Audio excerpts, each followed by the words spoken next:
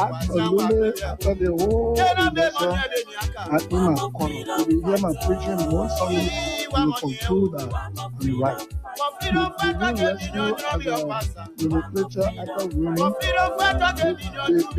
after I don't even answer my phone, you don't let me down. Oh, I don't talk because God knows what is happening. Everything I will accept because our son who is bad president to him from Nimba, the Nimba will not understand it.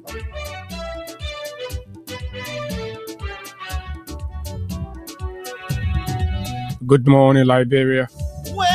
Good morning, good morning. And a pleasant welcome to yet another exciting opportunity to talk about the issues that matter to Liberia's growth and development. What kind of people they so? They are freedom fighters. What kind of? It is a very wet and understandably wet Monday morning from the nation's capital, and I'm sure in other parts of the country, because we are way into the rainy season as it is.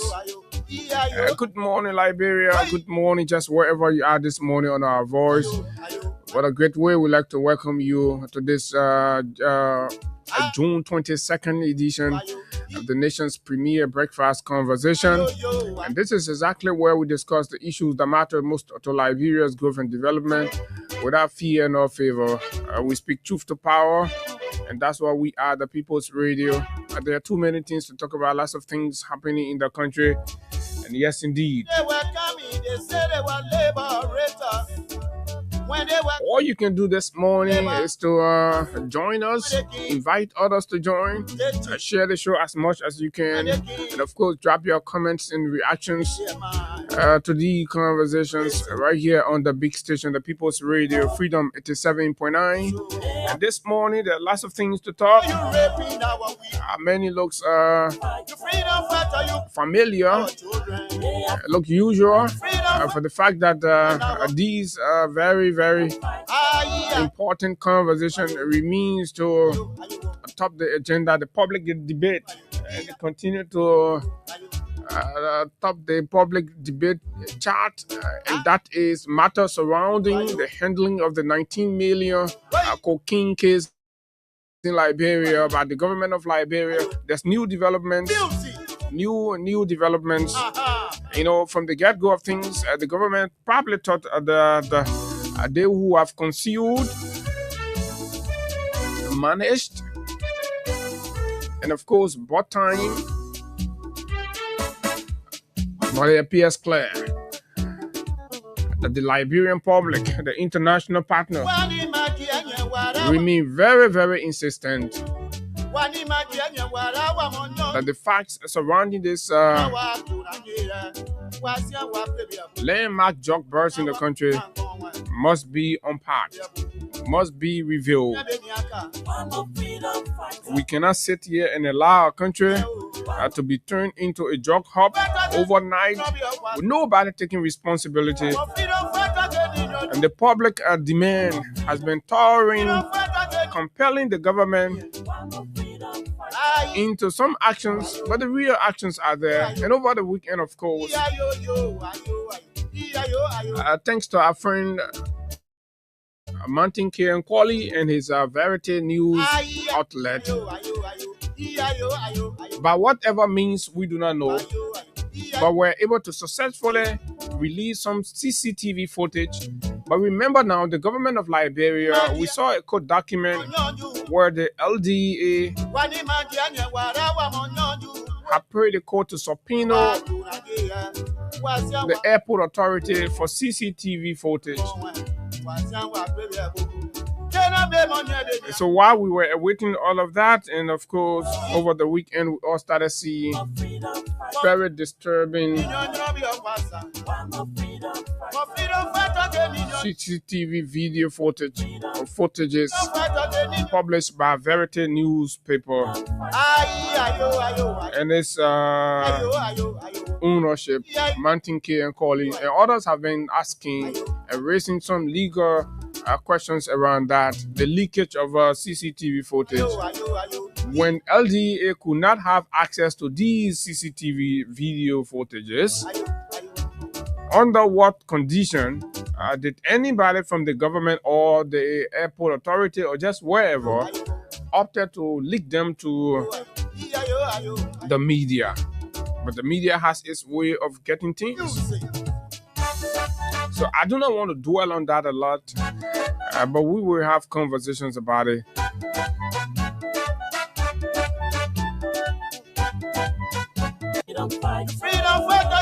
Examine and re-examine these ones. So on Friday, the Ministry of Justice had a press conference to provide update to the nation on the status of the case, the investigation, and they named about 10 or so individuals as persons of interest, and there were some of them that were deemed at large. And of course, over the weekend, it was reported that Mr. Paul King, one of the men in the center of this cartel operation, reported himself.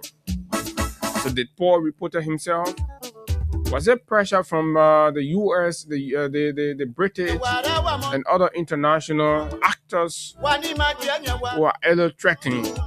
Refusal to report yourself to Liberian authority will mean arrest wherever you are.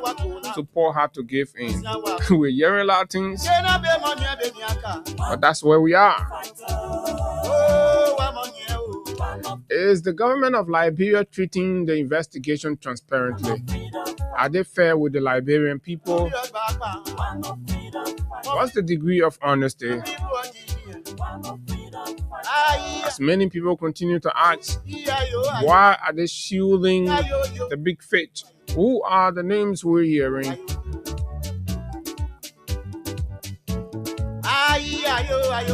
Magdala Cooper, advisor to the president on political affairs. One of Mandela's lead security personnel, one Kaba, a police officer assigned to Mandela, that report have established that runs most of her errands. Kaba is the mean guy, and in one of the CCTV footage, this very same Kaba guy was noticed. So if this is Kaba, and Kaba works directly for Mandela Cooper,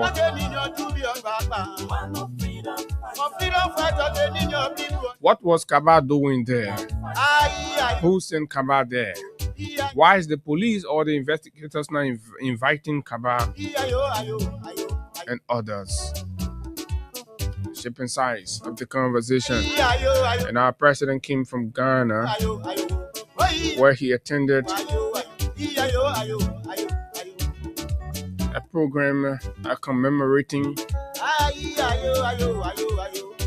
or putting more on international restorative justice and what have you. Yes, we're going to look at that a little bit. How is our president in Liberia one of the lead, in fact, the signatory for retributive justice? He goes out there and he understands all of the values and importance of reparative justice. There's a difference between the two, and the latter is what we have called for in Liberia, but the president has signed in on the War Crimes Court's establishment, which seeks to achieve justice through retribution.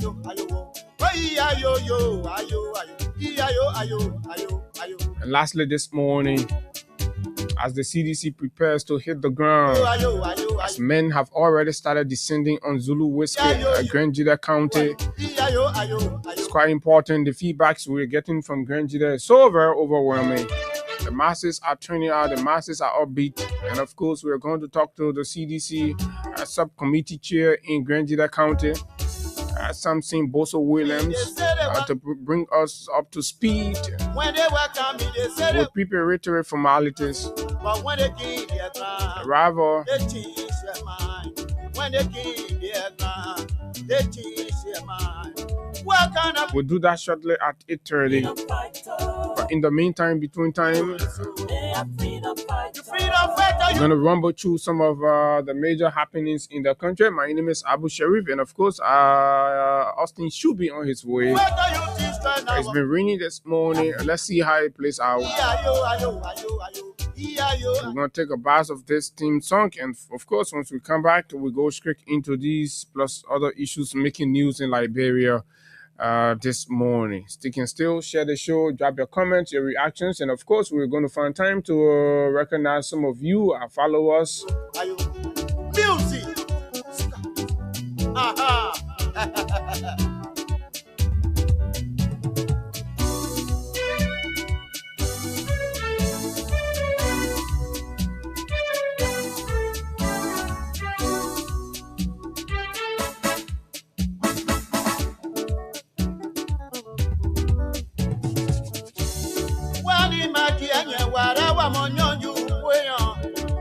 Wani majianya wala wa monyoju kweyo ke wana wa kunangira wasia wa pebiabu wana wa kunangwa wasia wa pebiabu kena be monya be niaka I'm a freedom fighter oh wa monya oh I'm a freedom fighter ke ni nyo bi okwasa I'm a freedom fighter ke ni nyo du bi ogbapa I'm a freedom fighter ke ni nyo bi oji ayo ayo ayo ayo ayo ayo ayo yo ayo ayo ayo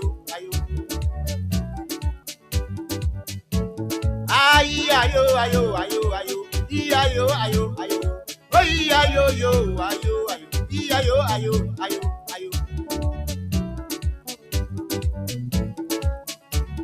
wani madianye wara wa monyoju kweyan wani ma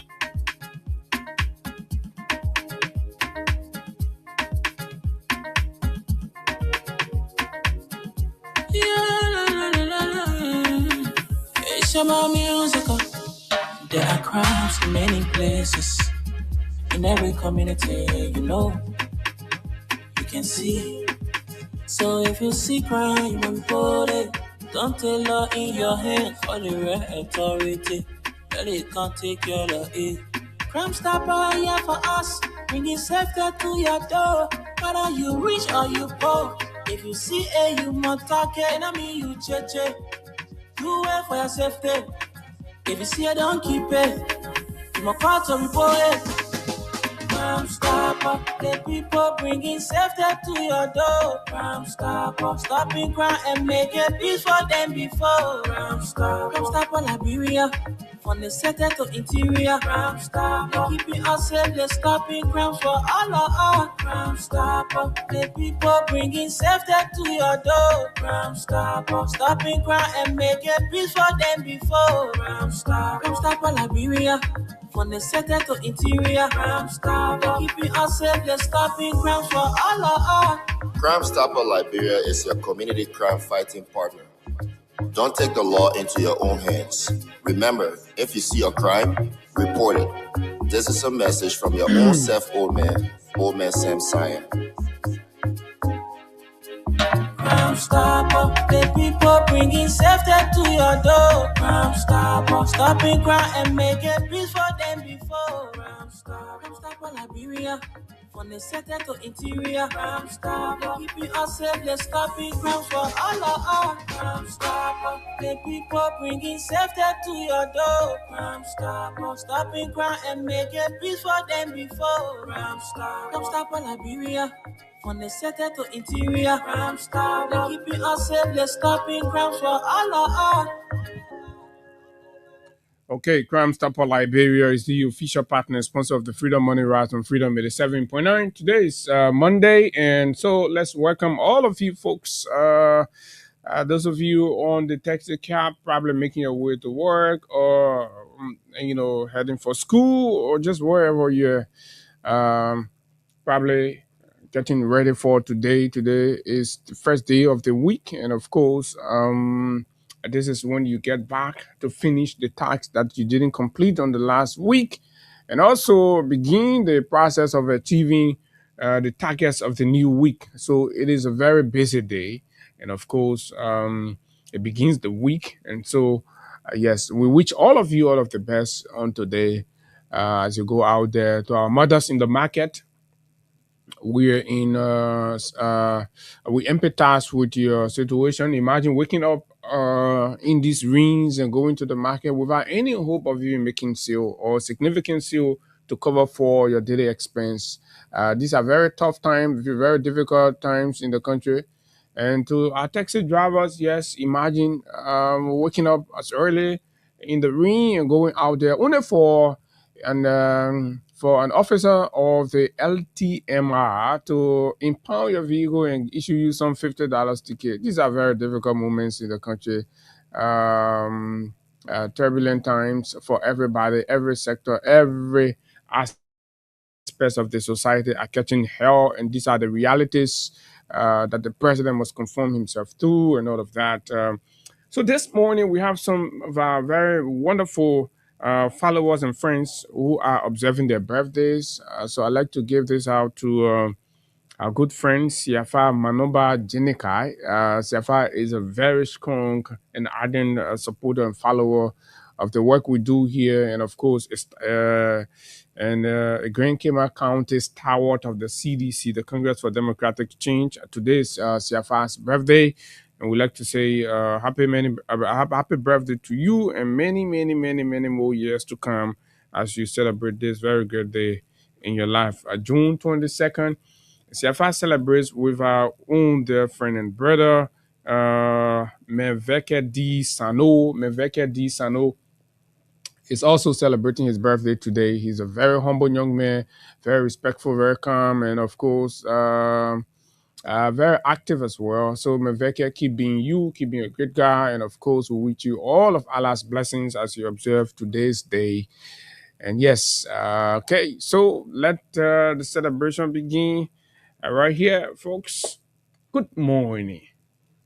To those of you watching via the internet, let me take some time to recognize and see all of you already chipping in your thoughts on some of the issues or acknowledging your presence here with us this morning. Okay, so let's go to begin with you, Stephen A. Bass. Stephen says, good morning, Freedom Morning, Raz family. I'm following the show from Dakar, Senegal. Yes, Stephen, how's Dakar? It's been a while, right? Alexa Morba says, good morning. I'm watching from Brewerville. Vivian Solo Coin, good morning. Lincoln Campbell says, good morning. I'm following you from Banga, Bon County. This is Johnson Dollar. Johnson Dollar says, good morning, guys. I'm watching from my New Jersey resident. Philip Ta, good morning, Freedom Family. I'm following from Gola. So sorry, this is Golo Mining Camp, Double Bridge, Grand Jida County. And this is, okay, what's that? Good morning, family. That's Lincoln Wimpy says, good morning, family. I'm following from Johnsonville, Bellatown. Mohammed Mariama J. Sharif, good morning, Abu, and the peace-loving people of Lofa County. I'm watching from Mamadi Jakite Intellectual Forum in Jacobtown, St. Francis Community. Christopher Sharp says, good morning, Abu. I'm following from the Unity Party failure. He said the Unity Party failure is so difficult to defend. Supporters have reduced political debate into profanity, but insults cannot create jobs. Causing cannot reduce hardship, and all of that. Oliver Wanzu says, good morning, Freedom Family. Good morning, Oliver Emmanuel J. Vignier. This is James B. Zoffley. Jacqueline Charles, journalist Togba Darius, Gadier OP, Venetia Junior Bar, Cowboy Weeder, Josephine Wilson is joining as well. So, okay, Emmanuel Bro, Honorable JD Williams. I'm sure JD is in Grangy there now, right? Watching from, okay, she's on her way. She's watching from the highway. That's good. And with you, safe travel, my dear sister. Jeremy Due, Tommy Josiah is also joining. Isaac K. and Tugba C. Macaulay. Amara Jala Kamara is joining from Brussels. Terence TK Tonga. Zuana Kona. You have Samuel Moba C. Macaulay Sr. Okay, keep dropping your comments and let's go down. Cecilia Logan, Tule Davis, Samuel Hina Jr., Abbas Fama. Okay. Who else? So let's do a few more and then we can go into our conversation. This is Chris Wule, James M. Flomo Kelly. James M. Flomo Kelly. Is this James? Is it the big brother that contests in district number 2? I'm sure. Okay. Thank you, big brother. Thanks for joining. This is Tule Davis, Theo Jabate, Daniel Tamba Jones Sr., Paul Arvin Zoku are those following this morning and contributing on the show. Kindly help us share the show so that this thing will go as far and wide as possible. Right? So this is exactly where we are. This is exactly... So today at 2 o'clock, the organizing committee of the CDC 22nd anniversary will be has scheduled a major press conference to provide final updates and briefing in respect to plans and of course preparations and all that just before finally probably executive committee member. I know some executive committee members have already started going, some youth league, women, the women wing, auxiliaries, and of course, collaborating friends of the CDC have already started chipping in on Grand Jida County. The momentum is very high, right? The momentum is very high. You may not see it on the social media like that because the nation is rallied to sustain the call for integrity and transparency in the handling of the 19 million cocaine case by the government. So the political opposition, particularly the CDC, is trying to play this in a very smart and intelligent way to maintain the debate and, of course, the accountability questions around the 19 million cocaine case so that at the same time, carry out all of its mobilization, preparations, and everything surrounding the 3 to 4 days commemoration of its 22nd and Militant Day in Grand Jida County. So simultaneously, these things are going on. The party is doing dealing with them at the same time and maintaining it the flow at equilibrium, so to speak. So that's a great one, right? Because if the party was being very selfish, it would have unleashed the militants to just keep focusing on the program. But no, see, this is a lot more concerning, and this is very, very important that we seek answers around this. And the government will have loved it had the CDC shifted all its energy towards the program in Grand Jide. But men are handling that, and it's going quite well. We'll be speaking with Williams shortly. Samson Williams from Grand Jida County will be talking to him on the phone to bring us up to speed with the local euphoria, the preparations, the anticipation, and all that in the county, and the arrivals, the initial arrivals have started happening, and all of that. He's going to bring us up to speed. And this afternoon at 2 p.m., the CDC will be holding a major press conference, and yes, updates will be provided on the anniversary program, and there will also be conversation about other critical national happenings in the country. So you don't want to miss it. The entire media has been invited, and of course, that's just the update to bring for you. So let me try to link up with something quickly because of time. And so, oh my God. So last night was a great opportunity and a very calm and responsible communication of exactly where the CDC is, where the CDC stands, where the political leader of the CDC, his views about everything that's going on in the country. A very responsible presentation was done by the COS to former President George Manuel Weah, the Honorable Len Eugene Nangbe, who provided very succinctly provided all of what you need to know, and also chip in on some of the major happenings in the country. You know, whenever it's Eugene Nangbe, you know exactly what to expect. So that was very great. He touched on a lot of things, provided a clarity to a lot. You know, there's been too many debates about, oh, the CDC is not doing this, it's not doing that.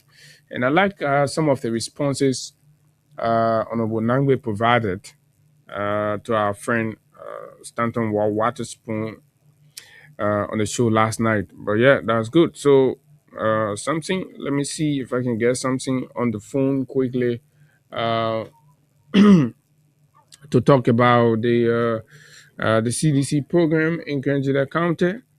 Okay. Something I don't know what is happening to something phone, what is network, or let me try the other way around. I know the guys are here wanting to know. I say, oh, what happened? And like we've already said, observing from what we've noticed so far, I am not sure if the CDC is prepared to treat its time in opposition, especially after 6 years of experience in governance, to treat its 6 years as the Unity Party did to the country and all of that. So we have something on the line from Grangeda County. Something Boso Williams is the subcommittee chair for the CDC anniversary celebration in the county. Something you have to move away from the noise because we're about to put you on the radio, and of course the country is listening to you. Something. Good morning. Welcome. Yeah, good morning. Good morning, Abu. How are you this morning, my dear brother? Yes, I'm fine.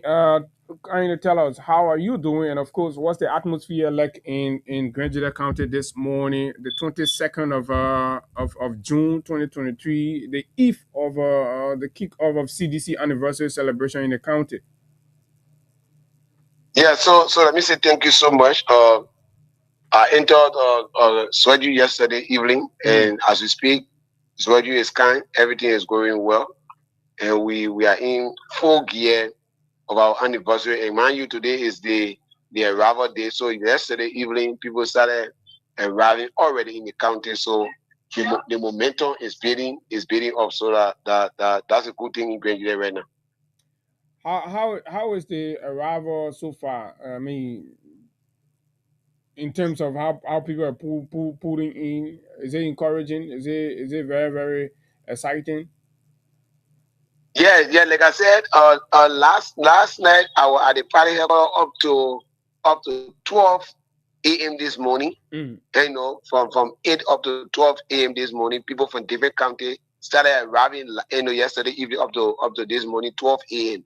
While we were taking into the very lodging area. Okay.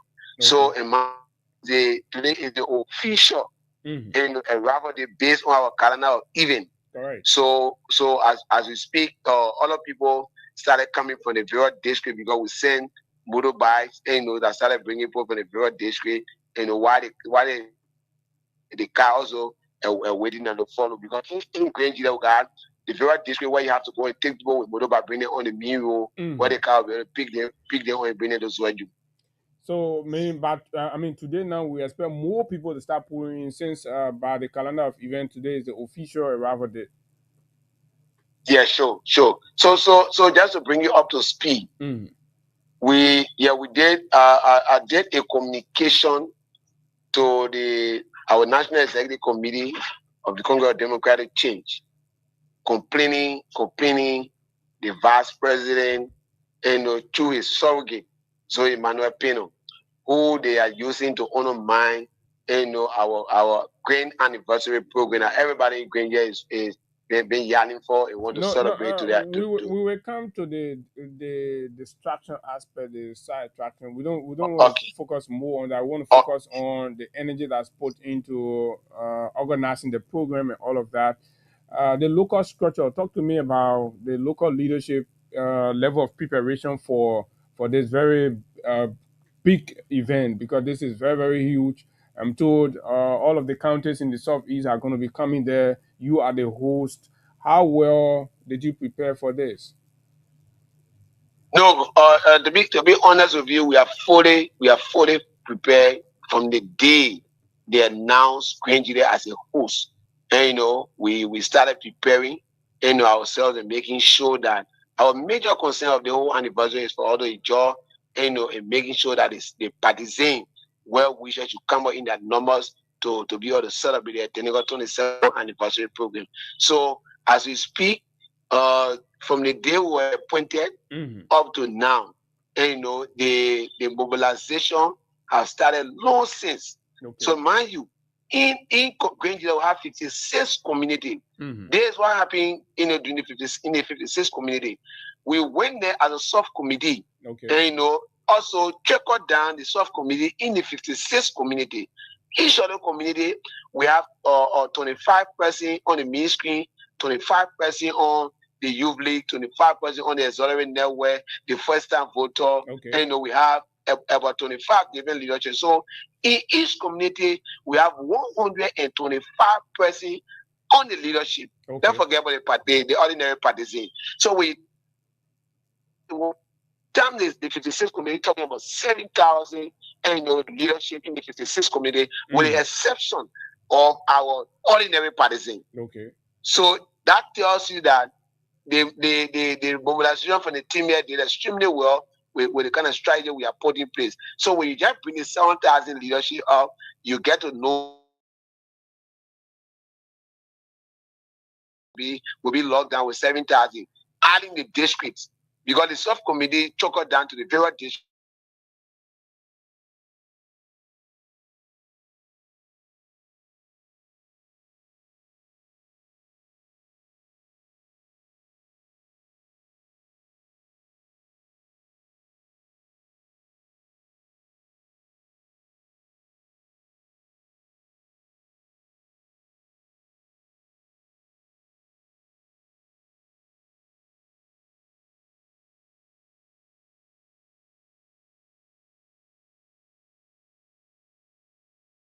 Do our cleanup campaign to get a face day to welcome our national leadership.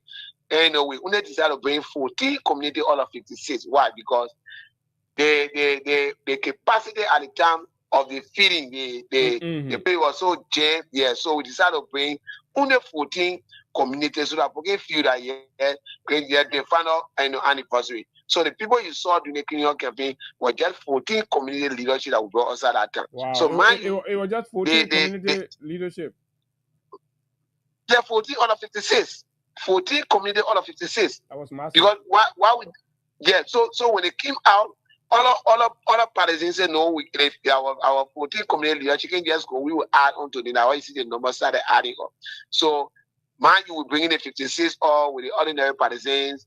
Then we talk about the district, and so you will be blue. We're not doing this because the perception of people, the lesser propaganda of people to say Suadu is no longer part of citizen of Granger is a complete contradiction to that lazy behavior. Okay, so this is a moment to reestablish the facts around what is in the public, that the CDC have lost its footing in Granger County. Is that what you're trying to say? Oh yeah, sure.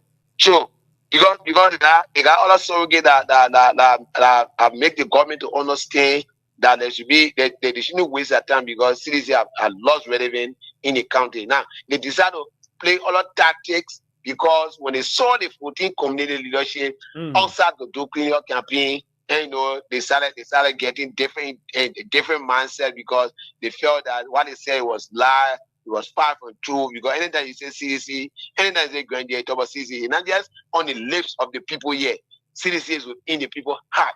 So when you want to take CDC from there, probably you should be laying into rest so that they can beat all of the earth space. But for the fact that they are alive, CDC now just only lives in the heart. That is an established fact. How does Grenadier as a county feel about its selection to host CDC's 22nd anniversary celebration? What did that mean for you, judging by the historical commitment and support that this county has always rendered to the CDC, and to be selected this time around for such a very big occasion? I mean, tell me pretty much from the leadership perspective, from the ordinary partisan perspective, from the citizen standpoint, how do they see that? From the day they announced the National Executive Committee of the Coalition for Democratic Change, headed by Gossin Jangako, announced that the 22nd anniversary of Medicine Day will be celebrated in Grenadier. It was one of the historical days in the life of the people of Grenadier County because people celebrated. People celebrated because not just on the basic or just being voting for CDC, but we saw it to be something that was very, very good, that we are not so better than other counties. But for the fact that we were selected among 15 counties, it beat the imagination of every citizen.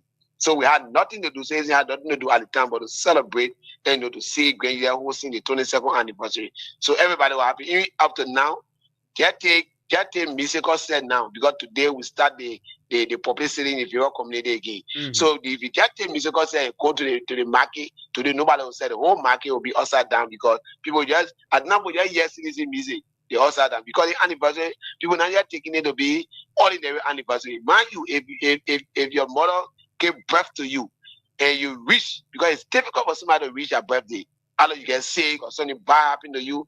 But for the fact that you reach your birthday, there's a need that you celebrate and give God the praise. So this is why people are getting in a number. People are putting more zeal in this identical anniversary because since they have reached that the 22nd anniversary. Why is the zeal and the eagerness there with the people? Why are they so eager?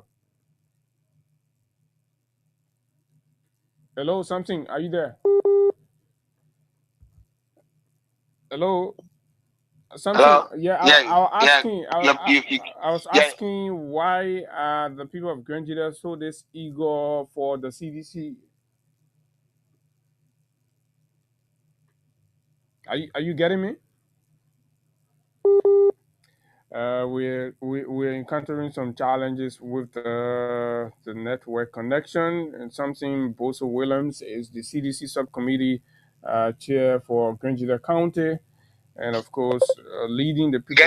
Getting me now? Yes, I'm getting you. I was asking the level of anxiety within the people of Grenadier County. What do you think will be responsible for that? Yeah, the one responsible for the anxiety has to do with the form and manner the people saw the leadership of former President George Manneh. We are our own stand-up bearer. The first time in the history of Grenadier when it comes to CDC between this government, current government and CDC, comparing them. We are government was the only government that appointed minister for Grenadier. Okay. If you look in the current government, you will not see nothing for Grenadier. The next thing, in honor our watchful eyes, the former president also appointed a bank governor from Grenadier. Okay.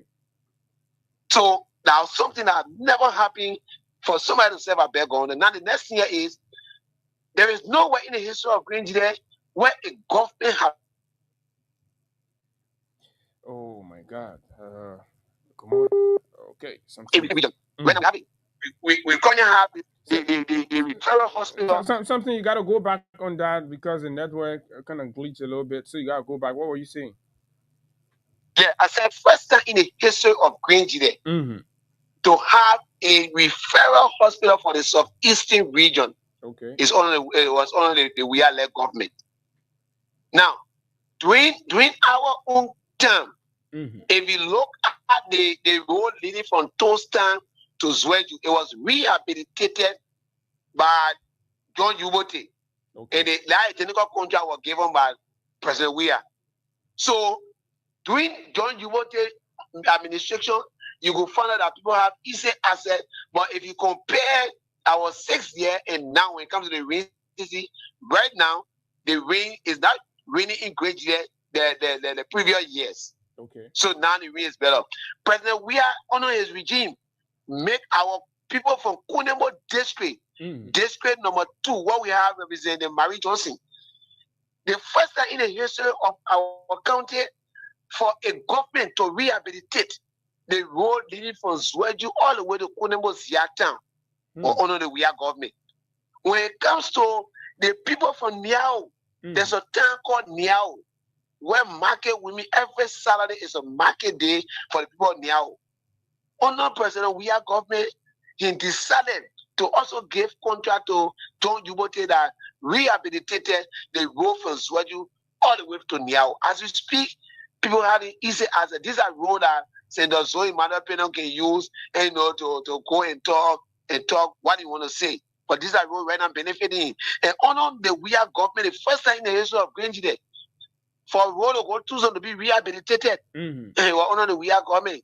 We have rehabilitated the road that go to Zopina town that I mean have or town hall. So that mean the people are excited because they're not seeing these they're not seeing these things under this regime currently as we speak. So they're excited about the experience and the contribution and of course services that was rendered by the CDC administration. So they're excited to receive the CDC. Is that correct?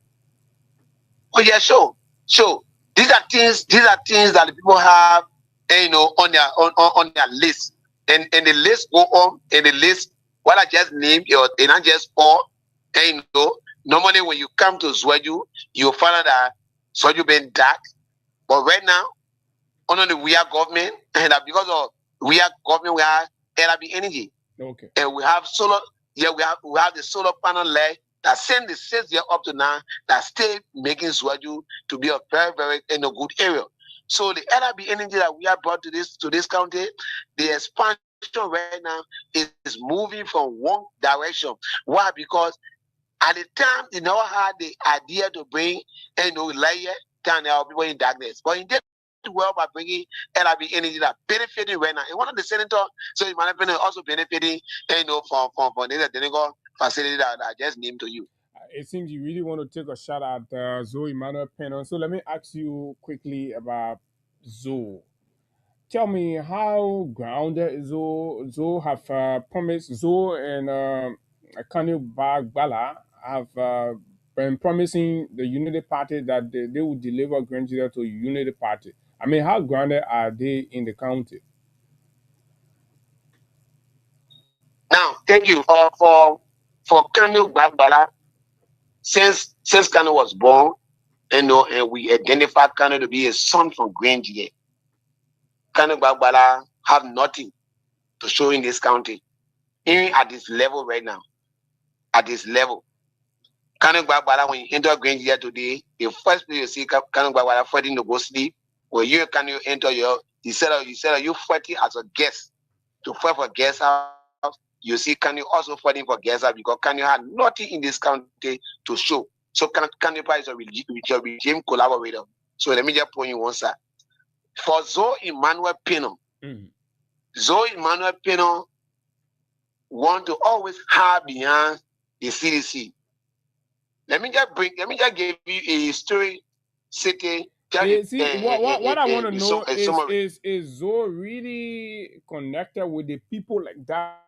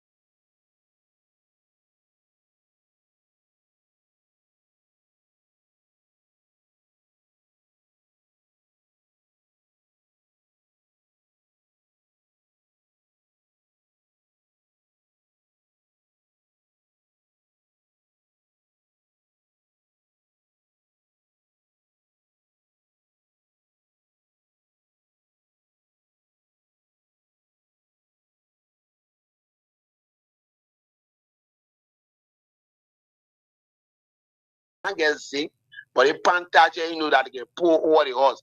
Same record ages, they started using our school and burying his name, asking whether you have carried single bonus in to go put it in. He's not able. He's not able. Because the only thing he have to put 150% together, they get 100,000 to cause confusion between the intents of distribution. But people go at those days that people have already understood so 30 having beyond government so that people get focused on his developmental agenda. So right now, as we speak, Zoe is running all around because people already understood and know Zoe not that. So Zoe is mean nothing in this county. Okay. And there's an organization here right now we call the Noto Zoe. The Noto Zoe right now is putting Zoe feet to the fire. So as we speak, Zoe is running. There's somebody that are even to himself because I can guarantee you, let me just say this to the public, I can guarantee this identical platform, mark this day. When you come for election today, Zoe will be out. Okay, thank you. Zoe will be out. Thank you very much. Something. So just lastly, what final message do you have for Grenadians in Monrovia and other partisans of the CDC in terms of getting ready for the program? So we to be honest, all of the citizens, partisans that only the sound of my voice, we are in high gear for our 27th anniversary of Meditation Day. So for us, we are no distractions. Where we are not giving ears to serious people. We are very focused in terms of our anniversary. So if you want to make your way, we want to ask you to do that because everything about Grenada will be peaceful. Grenada is the land of the rising sun. When you are here, you can enjoy the facility, the atmosphere of the country. So if you are making your way, I want to encourage everybody to do that very soon so that you can be able to have, you can be able to be part of this anniversary. So I want to say thank you for giving me the opportunity, to speak out. Thank you very kindly. His name is Samson Boso Williams, and of course, Samson is the chairman of the CDC sub-organizing committee for its 22nd anniversary and Militant Day celebrations in Grenada County. You've listened to the updates, the feedback from the county, and they are very, very upbeat. Prepared, and of course mobilization has been way beyond the thoughts of many, and all of the districts are preparing themselves, and the official updates from the National Executive Committee will be transmitted this afternoon at 2:00 p.m. at the CDC Plonker office, where the media has been invited. And so this is exactly where we are. So the focus is actually on the positive energy and the attempts that are made by the regime detractors to create, a kind of confusion. It's not going to hold water this time. The focus is always going to be placed on what the CDC is doing in terms of organizing yourself, preparing yourself for these events. I know there will always be attempt by the government to provoke tension, and all of that. But I like the way the CDC has been handling the Unity Party this time around. Every attempt they made to create to provoke the people. When you demolish the people party headquarters, they say it's okay. They went ahead, they started building another one, right? And that has been going very well. Even amidst that construction exercise, I'm told, like Eugene clearly communicated last night, that the regime has also been adopting some strategies to create a problem for the construction process. But the CDC has always remained steadfast, resilient in its focus and determination. Kudos to the leadership and direction of his former president, His Excellency George Manneh Weah, and all that. So, fellow Liberians, you listen. Let's take few calls on this before we can go into our political conversations right here this morning. US edition, tell us your preparation level. What do you expect? And of course, what are you doing? How well prepared you are? These conversations has been on for well over 3 to 4 weeks now. and the time is just nearby. 0776 104 104 086 500 104 plus 231 86 500 104 are the numbers to call, and of course you'll be live. And I'd like to say kudos to the tenacity of the organizing committee chaired by Maryland County Senator J. Glebo Brown and all of the other committee member co-chair, former Bond County Senator Henry Yala. So everybody's on board. And so let's see. Good morning. Good morning, Chief. How are you? I'm okay. Go ahead. Okay, please, I will now call my name because I'm with you guys. I'm doing small hustle. Mm-hmm. But yes, I will not call my name. But please, I want you to please do a favor. Your own personal number. Mm-hmm. I want you to call me on it and get it, brother. I'm a blood. But I'm with you guys in the system. So right now I can't call my name. If I call my name, they'll put me out. Okay. Yeah. Okay. I don't know how we're gonna do that, but let's see. Good morning. So you you can send a text message to this number, and then I'll see what happens. Go ahead. My name is Otis. I will join you from the Regina Speaker District 11. So I appreciate our brother, the chairman, for supporting Grand Cedar County. I appreciate him for his resilience. But let me say this to all citizens around Liberia and the world at large. Going to be a historical day. This anniversary is going to set the for 2029 election. Mm-hmm. So I encourage everybody to turn out. People from everywhere in Liberia, let's turn out to make that success. Thank you. Okay. Good morning. Good morning, Abu. Good morning. This is Jasmine. I'm calling you from Sesto City. Go ahead from Sesta. Our boy here, he had years to go and I'm going to pass it Mm-hmm. to enter Grand Cedar. So I hope there will be peace over there. Nobody must distract our boy. I'm not worried. We're here for something, but the boy got almost 100% living for Rwanda. Wow. They are on their way to Grand Cedar. But I'm in restaurant. Okay, let them go see it. I believe we're sure to the world. It's fair and safe. Thank you. Thank you very kindly. Good morning. Good morning. Good morning. Yeah, this is Benedict Zhao in Central Morville. Mm-hmm. Go ahead. Yeah, all I want to say is that this gathering today is not only about CDC. This gathering is about the liberations of the entire countries from the hands of the criminal cartel that is now governing this country. Even the dejected and confused and the rescuers, we expect them to come on board because they too are frustrated about the way their government is being run. So we are calling on all Liberians. This is about liberation of the country, delivering Liberia from the old thief and criminal that is running our country. Okay, all right. Thank you very kindly. And so let's take more calls. All the phones are ringing. Good morning. Good morning. Thank you very much, and good morning to the hardworking family of the great Freedom of your family. Mm-hmm. For the recognition for the public, Fokat, Robert, and the calling you on no destination in the capacity as social media committee member of the indomitable industry. Mama, you're supposed to be on your way. You still calling for on new destination? I'm waiting for the picture press conference that is about to be here. Okay. Right after that, I'll be getting my way to you. Okay, go ahead. Yeah. So, as our caller just stated, we are not deterred. They are going before it because we know the nomenclature of our father, mentor, teacher, and political leader is before nomenclature. God's man is the ultimate man that we are. So we are going for all the people here.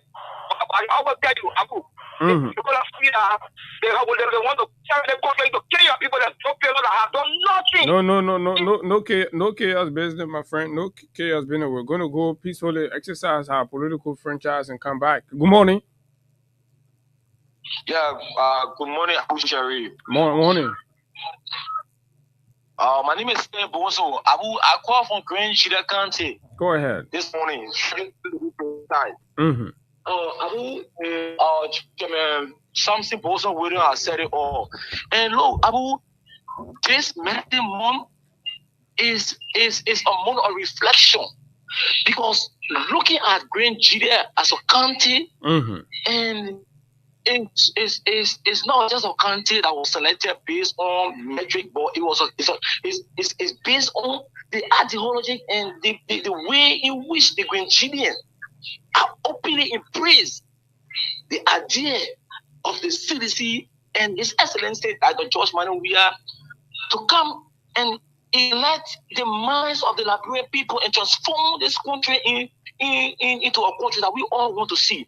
And Chairman Bozo Williams has said that this meditative month is a historical one for the people of Nigeria, because the way, the enthusiasm, the genius that we are brought into the counties right now as I speak, there are thousands of Nigerians from all lengths and breadth of this country, Liberians, Seditians. They are in the number right now in the country. When you come into the country right now, you can see the momentum. The momentum that CDC is not just of party in opposition, but they are working towards the prosperity to come back, to make a comeback, so that Liberian people who believe in the ideology of His Excellency Dr. George Manneh Weah and the CDC, that Liberians, Nigerians, Nibadians, Azorians, people from all less breadth of this country, they will come and celebrate this month of medicine. Okay, thank you very much. I'm sorry I have to hold you there from Grange County. Take 2 more calls and then we can transition. Good morning. Yeah, my name is Kadiatu. I'm calling for the football team of Poloko Street. Go ahead. I don't know where it's out of the street, but go ahead. Yeah, whatever in fact, all is just to start them for a working, they use their rescue government to join us and go to do waiting for celebration. Yeah, but you can be inviting people now. You gotta be courteous towards them. If you're inviting people to join you. Sorry. Yeah, but I use that government, Papa. They're going to make it about 6 people in the country. So if I do all they getting started for the join us. Okay. That's all. All right. Thank you very much. Okay, so that's exactly what it is. 2 more calls, and then we can move to something else. 776-104-104, 886-500-104. For those in the diaspora, plus 231-886-500-104 are the numbers to call. And of course, you'll be live this morning on the Freedom Morning Rise. We are talking about preparation for the CDC's anniversary celebration in Grange County. You listen to the Grange chairman. I provide you all of the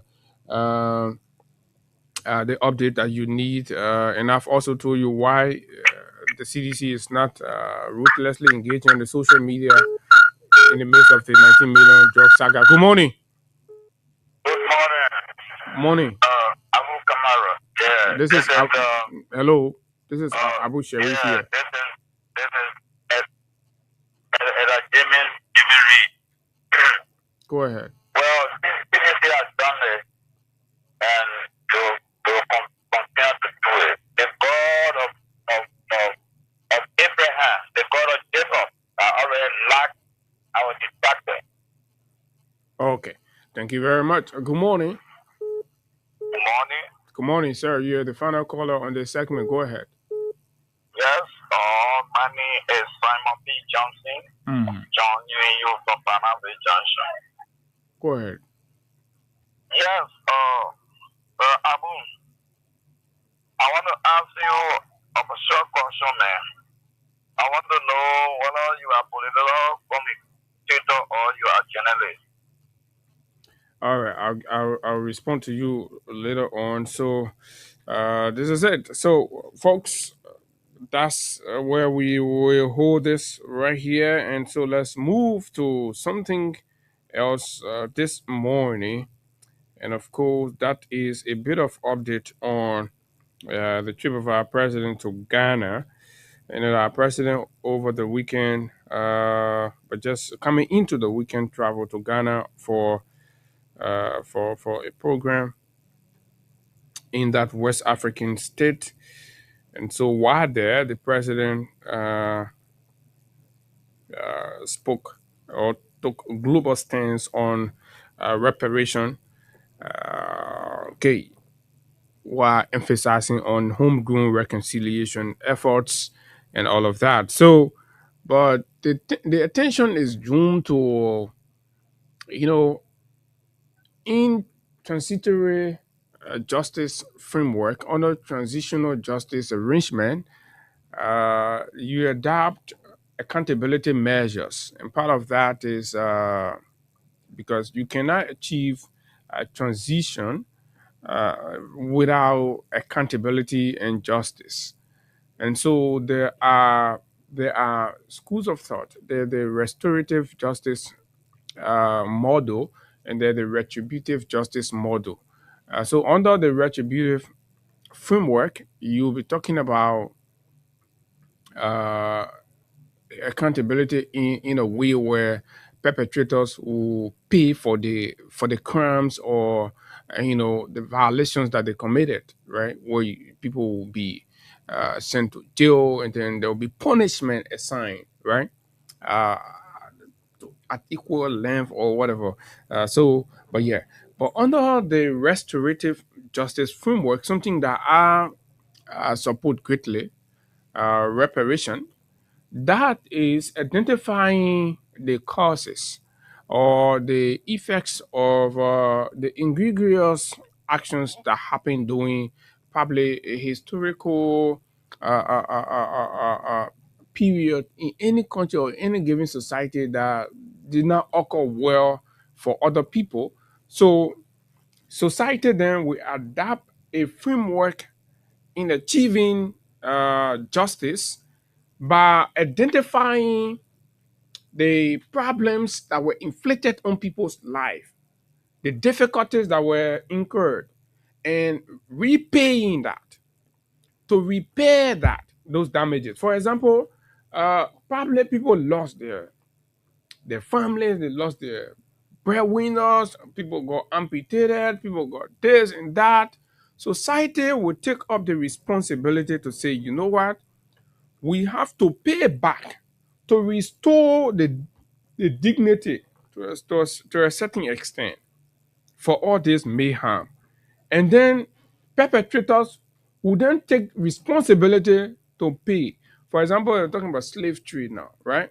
The Europeans and most African countries have been pushing for reparation. That means the damages caused to the continent and these different countries, that Europeans should take responsibility and pay for the mayhem, and, the barbaric treatment of our ancestors, by being remorseful to a larger extent, having read history and understood some of the inhumane treatment that people went through to pay the damages, right? Not for us to adopt a retributive format where Africans will be mobilized to pay their debt, or probably arrest people and send them to jail, blah blah, and all these kinds of harsh reactions. No, but I say, okay, let's be human enough to realize that our ancestors, the people of the past, the treatment of their fellow human, particularly Africans, were ungodly. And because they were ungodly, the generations that benefited from the actions of their forefathers that are now presiding in these European capitals, right, should adopt a framework that restore and kind of repair for the damages that their parents caused. That caused Africa to lag behind, that deprive Africa of the needed intellectual and, of course, capacity to develop itself into a flourishing, global experience, right? And these reparation can come in different forms. Now, for me, I like this debate because it's a good thing. I believe strongly that is the way to let go of the past, because there is no way we can remake what happened. So the best way to do is for those who did what they did to realize that they did that, and also put themselves in the position, to kind of restitute, or if you may, to be in a position to repair some of the damages that they caused. Now, So while President Bouakai was in Ghana, he made these very bold declarations. And I'm going to read a gist of the news article here quickly. It says President Joseph Numa Bouakai has declared that Liberia's turbulent history of conflict, reconciliation, and national recovery uniquely positioned the country to play a leading role in shaping international conversations on reparatory justice, as he pledged to ensure that the nation's painful past becomes a lesson for the war rather than a forgotten chapter. Well said. That is in recognition and identification of the power of reparative or restorative justice model. Now, if our president is making these bold affirmations out there, but then the president comes home, the president adopts a more retributive model in addressing the mayhems of the past, then it presents to us an inconsistent and, of course, an inconsistent position on what do you want to do in terms of accountability for war crimes or crimes against humanity, because these slavery, happenings were equally crimes against humanity. So what do you want to do? What system of accountability you want to adopt? So the reason we're saying this is because we have to be consistent in what we believe serves justly, what we believe actually goes a long way in providing some level of justice and relief for victims, instead of just knee-jerk reactions to the feelings and emotions of victims, especially whenever they kind of express it. Because some of these perpetrators, as you know it, may be dead. Some of the people that should be standing before whatever panel to take full accountability. If you read the TRC report, you realize that a lot of those listed for India crimes, are gradually leaving. So what level of accountability framework should we adopt? That probably, whether the person is alive or not, victims will be served. Victims will be served justice, reparation, restoration, right? Paying or repaying for the loss and damages, right? Under a framework, adapting the palaver hut, where people will sit down and will talk their things out. You identify your wrong, you identify the effect and all of that. You offer apology, and then the apology is accepted, and then the government adapts. Villages that were destroyed, the government go there and provide reparation for them. Right? People, children were amputated, family hairs were mutilated in this country. Nothing has been done, and everybody's just moving. There are people living with the grief, with the agony, with the hurt. There are people living in our society with those ones. They are always angry because there's been no national effort to identify and recognizing that these people were mercilessly treated because of political and national disagreements that other people had, and then it translated and transcended into violence that saw the lives of family hairs taken away, that saw the destruction of life, destruction of property, families, and of course individuals as well. So there must be a national responsibility taken to fix that. The cost of establishing a war crime code, getting witnesses, protecting them, and prosecuting and finding people guilty, and all of those money could go right into a program designed to ensure restorative justice. It is very workable. It is very, very sustainable, and it's something that people can look back on and say, oh yeah, and this won't happen to my people, this won't happen to the church, this won't happen to let's look at the Bakedu massacre, for example. the Lutheran Church massacre. What level of reparation have been done for these people? Absolutely nothing, right? The town is there, the village is there. Sons and grandchildren are coming. They are being told the stories, and they will live believing that their parents, their forefathers died, and there has been no justice for them. That is the kind of justice framework we ought to adopt, Mr. President. You can build a beheadable courtroom, you put it down, and then you grab one or two people, you put them in South Beach, or you do whatever you do with them. These communities are always going to live. They're always going to live with the scourge. They're always going to live with it. But if we identify and go to these communities and these persons and individuals, right, and make reparations in their lives or in the lives of their communities, right, they will teach their generations after to remember that as a result of what happened during the massacre, when there was a government that adopted a model, that there was a government that adopted a justice framework that came here and built this in memory of our forefathers, in memory of your grandparents, in memory of this. And these were the things they give to us as a town or as a village or as a county, as repayment for our loss, as much as it cannot 100%, but just to recognize and do something about it.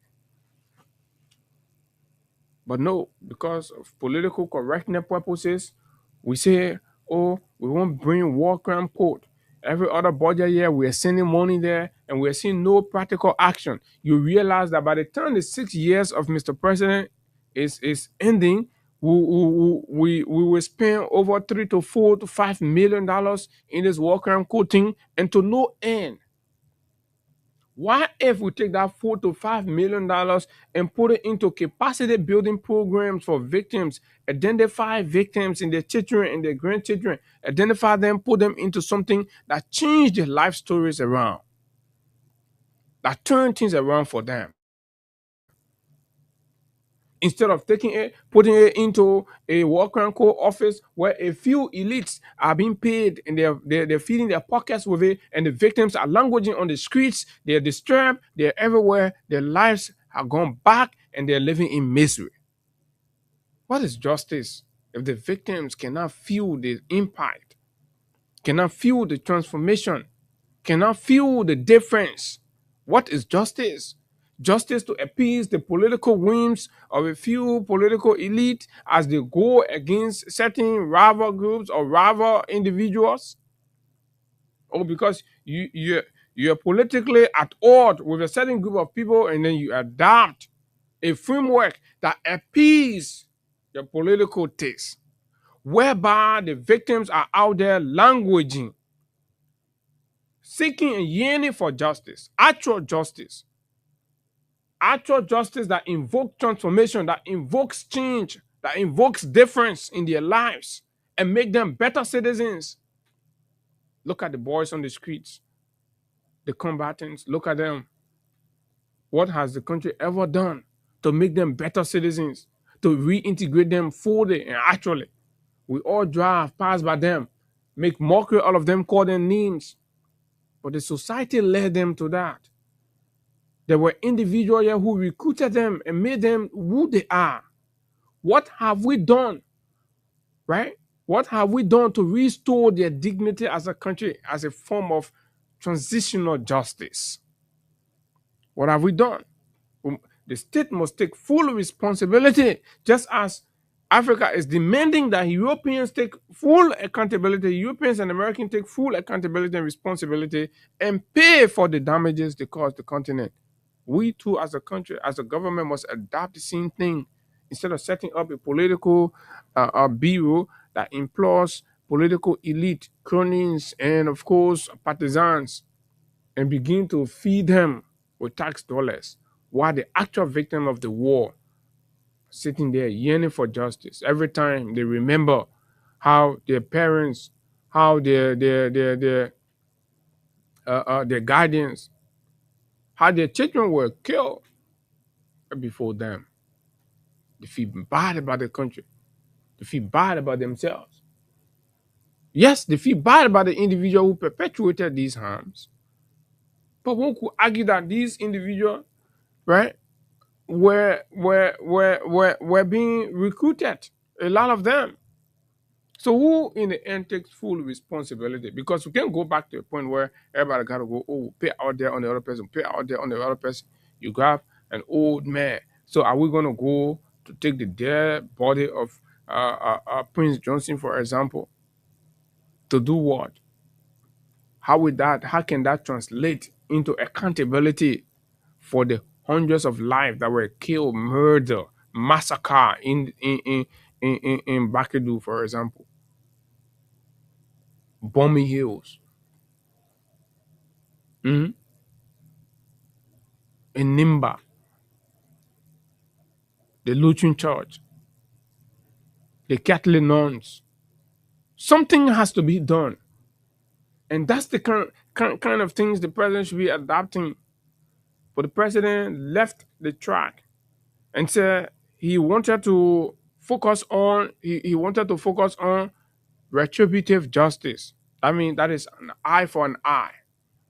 You pluck the person's eye, will pluck your eye. So because you led a rebellion, they say, oh, you went to Puebla, you did that, so we'll grab you, we'll do that to you, we'll do this to you. I do not subscribe to that kind of justice model. Others do. I just wanted to say that to remind our president, to let him know that it's important that you become consistent.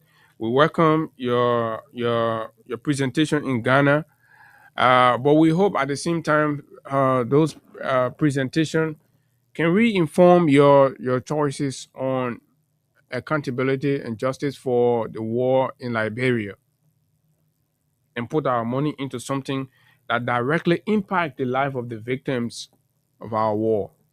That's what we would like to say about that. And so now we can go to now we can move to this drug thing. You know, the basic updates that we want to bring to you about it before, you know, where the whole drug thing is right now. The public is all ears. The public would like to know what degree of efforts is being put into all of what we are hearing, all of what we're seeing in terms of what the government is doing to probably adequately address this. And what we've advocated for with the government is that there should be no sacred cow. And we understand that the commitment of the government and the president was to come here and arrest this whole narcotic or drugs situation in the country, bring it under control. But ever since the president became power, he himself lost control of the LDA, the agency responsible to fighting drugs. I don't know if it is the agency that's controlling the president now, or is the president that's in charge. Who's in charge of their friend? The president cannot settle for, the leadership.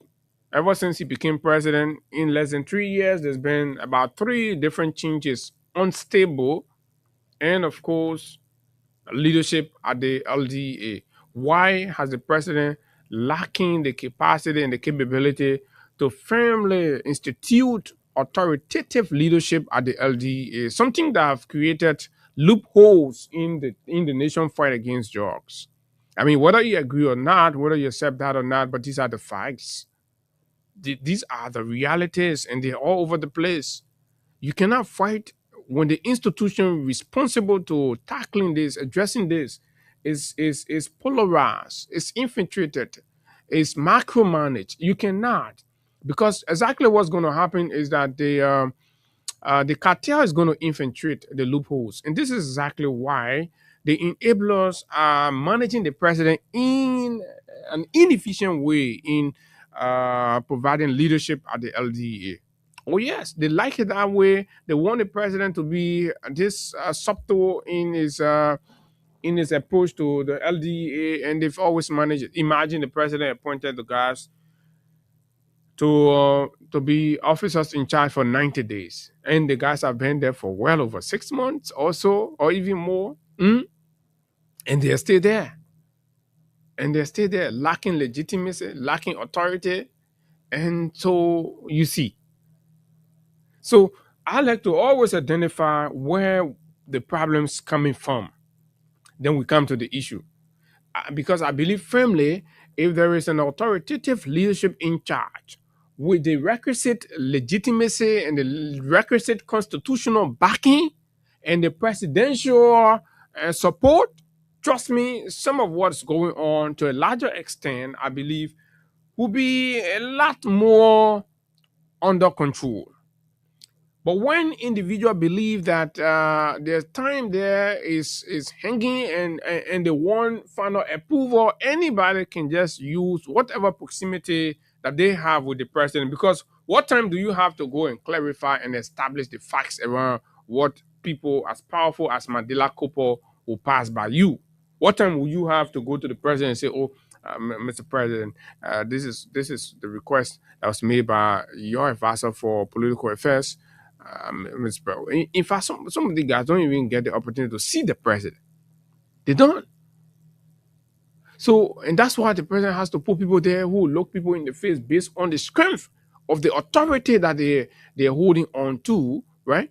To challenge them to speak in their faces. But when you have caretakers in the place, anybody can just move in those offices and make a request or put in a command and ask them to do this, and they will do that and they will follow suit. That is the dangerous way the LDA has been running. Very dangerous way. Now, fast forward, we are where we are. And to backtrack a little bit to put you on track properly with this 19 million that got busted, right, is second in the series of official, exposure of these transactions. There was one that happened when in May also, that one left successfully. And you understand? So this was the second time in a series that got caught. So records and investigations and all that unravel that there was a previous 100 kilogram of cocaine that equally passed through our airport. So the framework that's permitting this that's permitting this in the country is what the public is concerned about dismantling. And that is where a lot of the folks welcome the president's declaration that they're going to be, he's going to frame actions to dismantle the cartel. Even though we are not seeing the firmness in his actions, but that was lip service. And the reality shows the contrary. So fast forward, the 19 million got busted. After he has spent days on our soil. And then another play we're also missing out on is how did these drugs manage enter the country? There are people who were arguing that it passed through the border, the land border, and others are also arguing that it passed through the port of Monrovia, the free port of Monrovia. So that which I would want to agree with for the most part. Because this investigation has got to extend to the point where we identify the root cause, right? We identify the cartel members, and we identify their connections in the government, and then we begin to deal with it. Let us stop trying to protect, the political side of things while we risk the future of this country and risk and endanger the livelihood of our children. Cocaine is no joke. We're talking cocaine here. During the CDC era, there was there was cooch. There was a situation of cooch all over the place. You understand? There was a situation of cooch all over the place. And it became a national concern. And the government of the day announced it and took actions that people saw, whether people agree or not, but everybody was very concerned about it and took to it. And when it comes to what is on our hand today? Okay, I'm trying to get something quickly. When it comes to the one on our hand today, and this is where I have got problem with a lot of the folks who are attempting to who are attempting to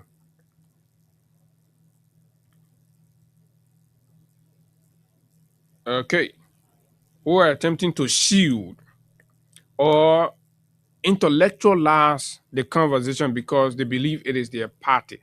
So they have to put up some sort of defense for their party. And I think those attitudes are selfish. Those attitudes are counterproductive to the general interest of our country. We must not shield the wrong simply because we want to put up partisan defense for our organization that we subscribe to. The same energy, the same attitude that we confronted the Kush pandemic during the CDC era with, we must confront this cocaine habit of the Unity Party government, irrespective of how you feel or discomforting it is to you. So over the weekend, the Liberian authorities name 10 people as persons of interest in this whole drug situation. And I'd like to bring you update or bring you the names of those persons. Just the ministry names 10 persons of interest in the US 19 million cocaine seizure. And out of the 10, 3 were reported at large.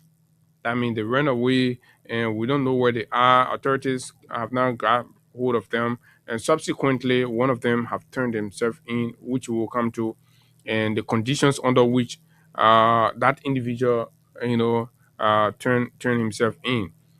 So Liberian authorities have publicly named 10 people as persons of interest in the seizure of more than US 19 million worth of cocaine at Rabos International Airport, with 3 still at large as the government widens an investigation into what it calls a potentially far-reaching transnational operation.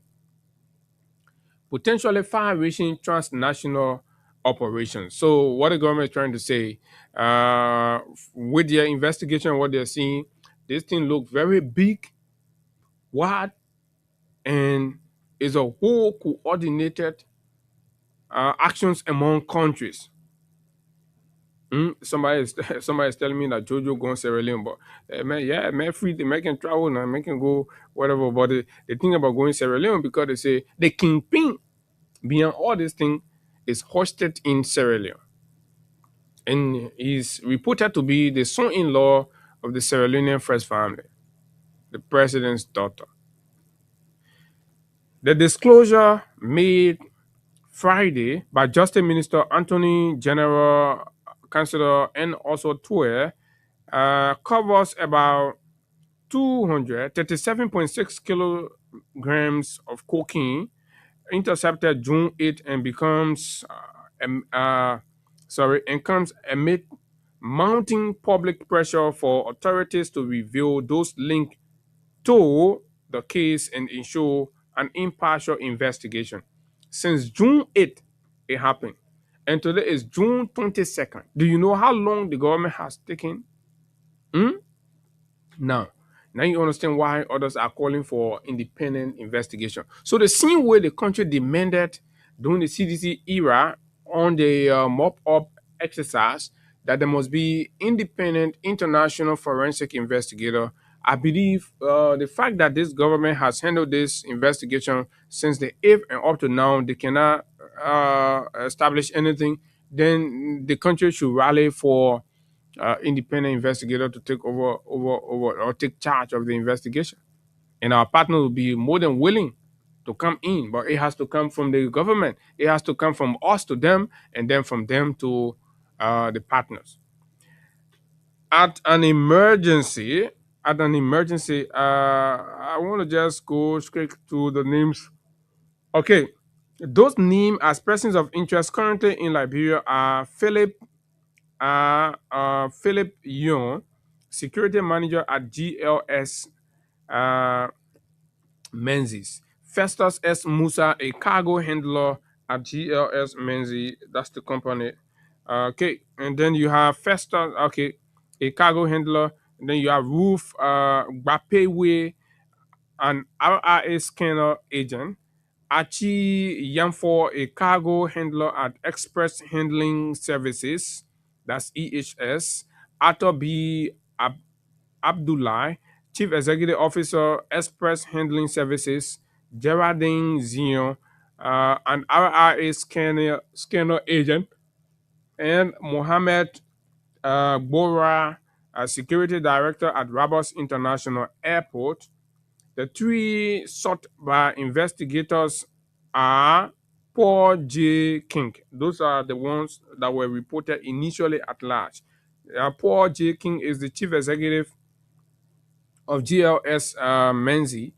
Oscar Brown is the Chief Intelligence Officer at the Rabas International Airport Security Department, and Emmanuel T. Zion, a transporter for Express Handling Services. The Justice Minister declined to identify the alleged importers or principal actors behind the shipment. So, and this is where the questions has been around. Who were the importers? How did they come here? Who brought them into our country, right? And beyond that, who are the principal actors behind the shipment? Who are the actors behind the shipment? And we also like to know who are they working with in Liberia, the cartel that's in Liberia. It needs to be exposed and destroyed. So we cannot be concealing or in a way trying to shield the identity, expose, condemn, name, shame, and prosecute it. This is where people are beginning to doubt. So fast forward, the government announced to the investigators that Mr. Paul King had reported himself in to investigators. The government announced that Mr. Paul King had gone and reported himself because remember, he was announced at large. But Mr. Paul King came back to say that, you know what, as investigators are proceeding, and this is the photograph of Mr. Paul King, right? This is the guy, the fellow reportedly that turned himself in, which is a good one. But again, we need to understand how did it happen. According to accounts that we are getting, Paul King just did not surrender himself simply because the government of Liberia or did any magic or for whatever reason. It is apparent that Paul felt unsafe because, like we've consistently told you, these matters of the cocaine have drawn a lot of global and international attention. Especially that under the Unity Party and Mr. Boakai, that our country is being reported as one of the hub through which that cocaine are transported from to the Europeans and other Western nations, right? So these are matters that different European governments are taking very seriously, and they've contacted their allies in the United States of America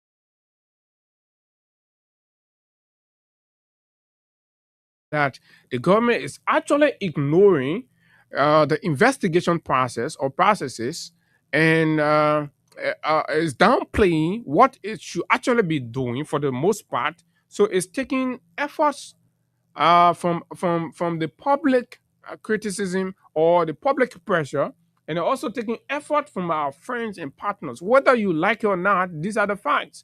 And that's why you have to push the government more to double down on whatever interest that they're having and take this thing as seriously as the partners are doing. For weeks, the government appeared comfortable. They appear very comfortable because I'm telling you from June 8th to now.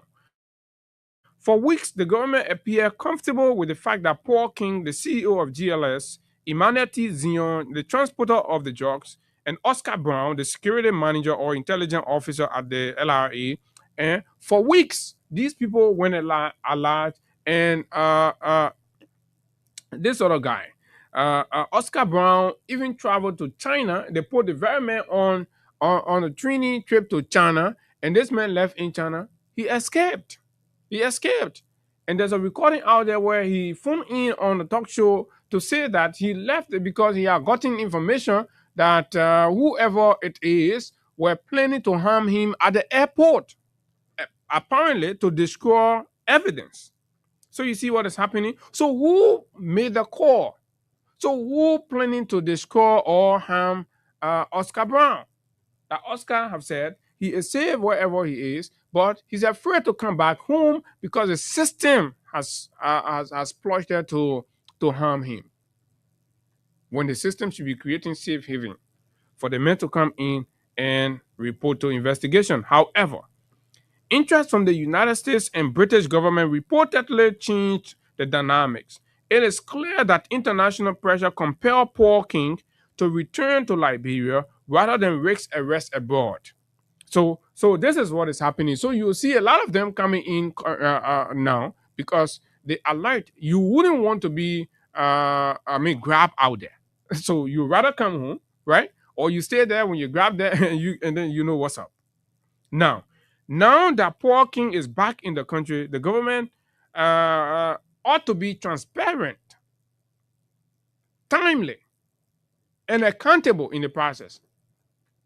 Because if anybody in the cycle felt that the way they have created a means for Paul and the other people to run away, but now that the pressure from the international partners, the American, the British, and others, right, have made Paul to return, we expect utmost transparency in the investigation process.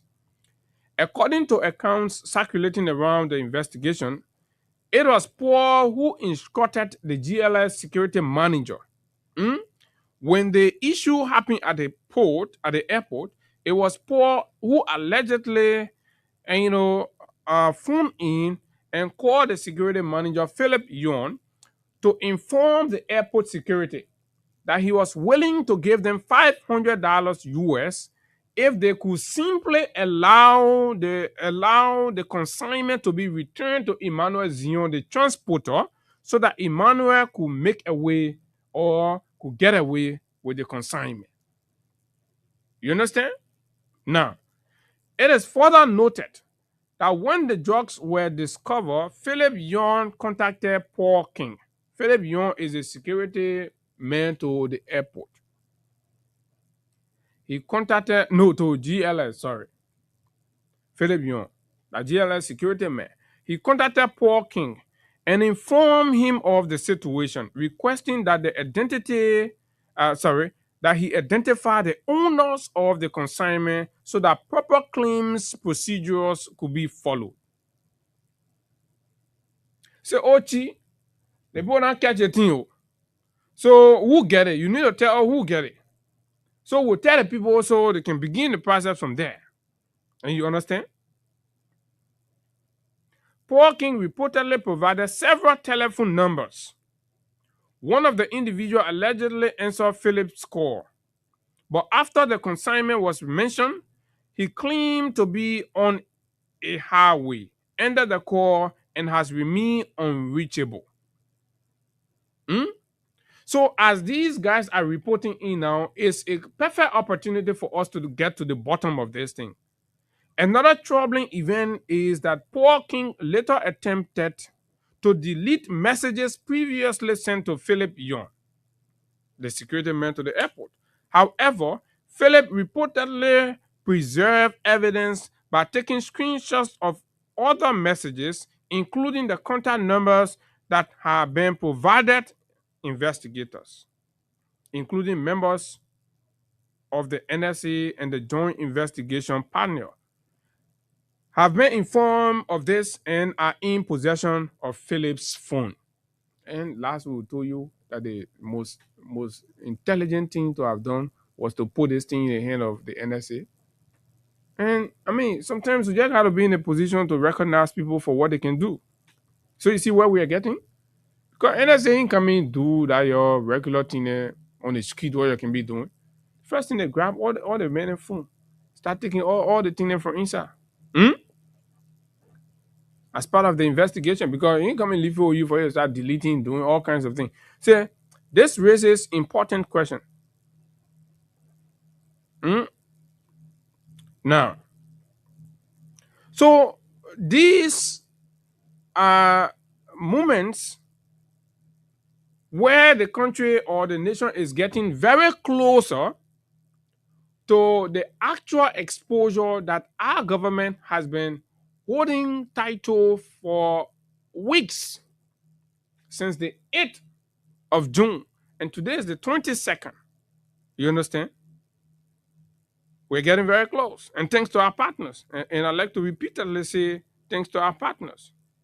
But now, at the same time, while these things are happening, there are also, individual, institutional efforts to get down to the bottom of this, and people are connecting their dots in different ways. And you understand? And all of these things are helpful. Okay, so come in 1 minute. Let me get another thing for us right here. This is the Freedom Money Rise on Freedom 87.9. And it is quite an interesting moment in our country as people continue to ask. We just like to know, who are those bringing in the cocaine in Liberia? Who are they? Who are the people bringing in the cocaine in our country? And we need to know them. Now, so you see here, from the video footage that was shared by Verity newspaper, you realize that there is a police officer in a black SUV. You see this picture right here? You see this picture right here? You see the black SUV there, right? And you see where the green mark encircling. There is a police officer identified down there as one of the escort, right? That took the consignment or escorted the consignment, that saw the consignment pass through all of the checks. Now, and this police officer is being reported to be no other person but recognized as the police officer assigned to Madam Magdala Cooper. And you understand? So, this country is small. People know people. So when the videos came out, we all started looking. We all started finding and stuff. And then we grab. So the question becomes, what did this police officer want to do at the airport? And it's seen in the video. And this police officer happens to be assigned as a security for Mandela Cooper. I'm told Mandela has an AFL personnel assigned with her. She has an NSA person. She has a police person. And all of that. She's a big woman in the government. Respect to that. So the Liberian National Police, or the guy in the video, is recognized as an officer of the Liberian National Police. And it is reported that he is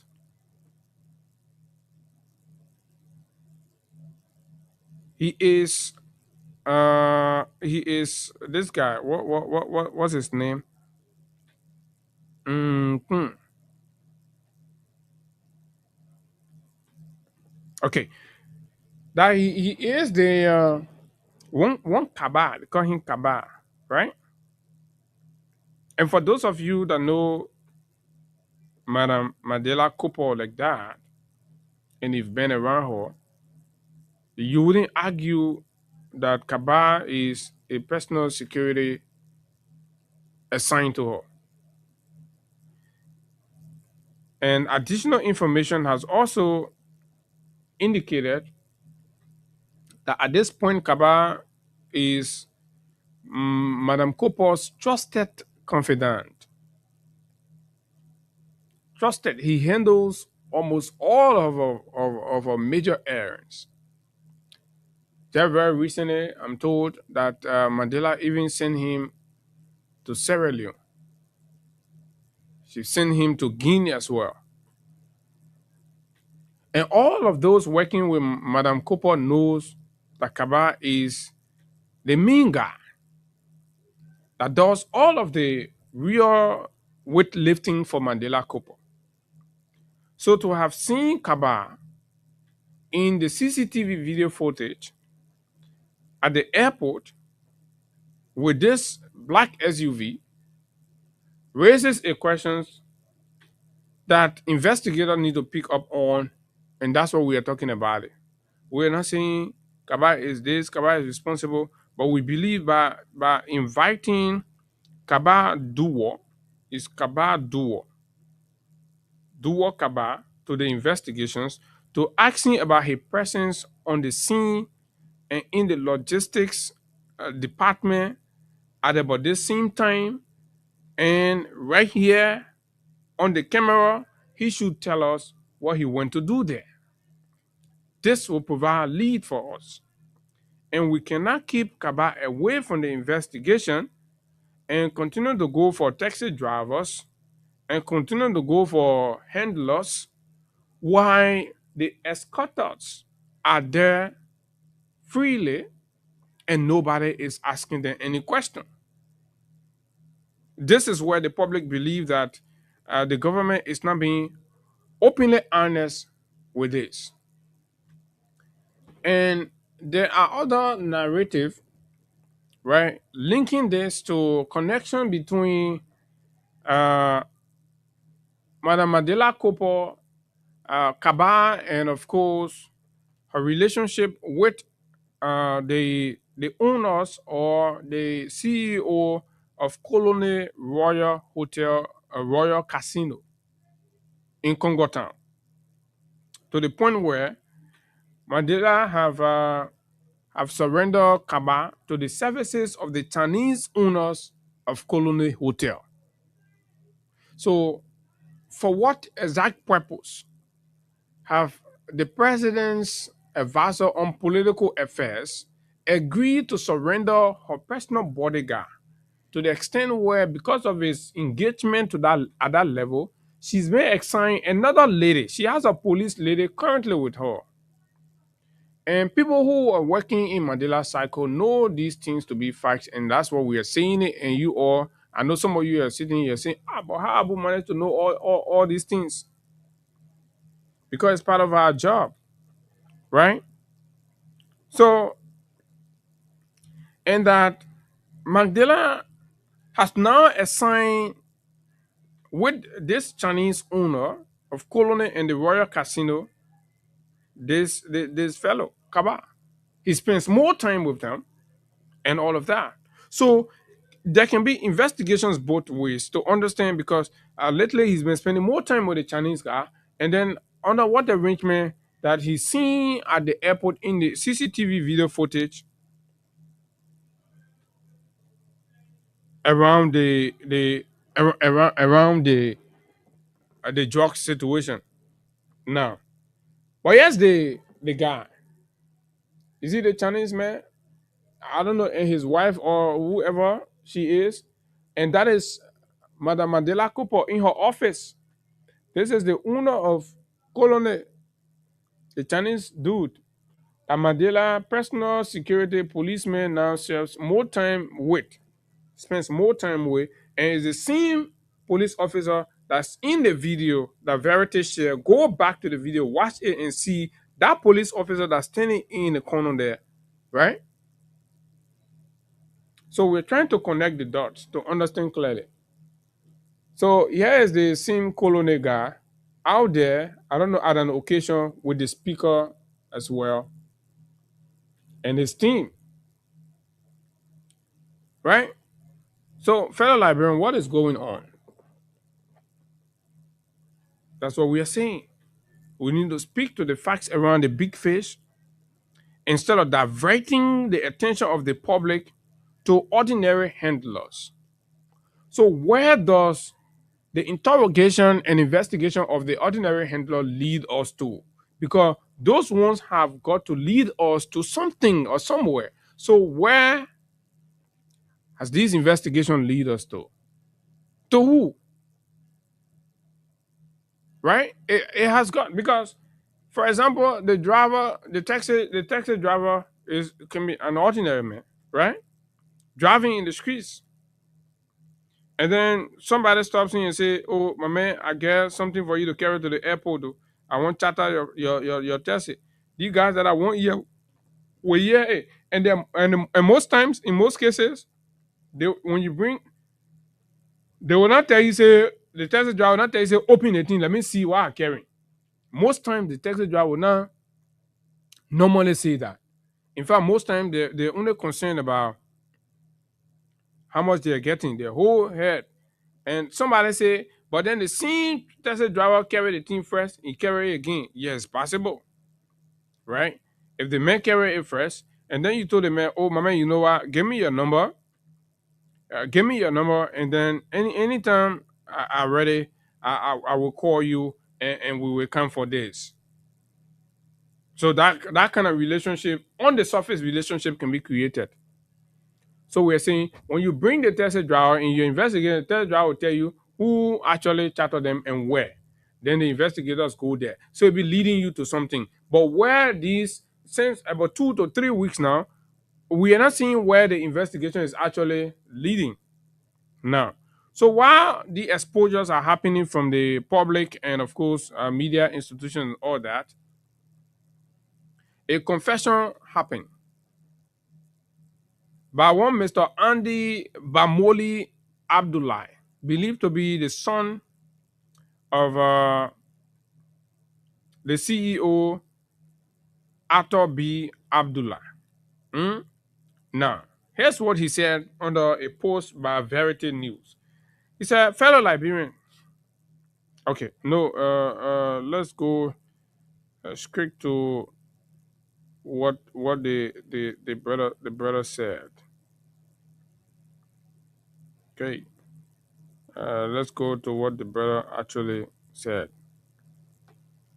So the young man made some revelation. He said, "I have reviewed your publication and noted several factual inaccuracies. I respectfully request that these errors be corrected and that the record be presented accurately." So that was Arthur Abdullah's son wrote on a Verity. He said he recognized what they were doing, but he believed that there are factual inaccuracies that must be set correct and the record presented accurately. "I look forward to your prompt attention to this matter. It is unfortunate when misinformation is circulating under the guise of responsible journalism.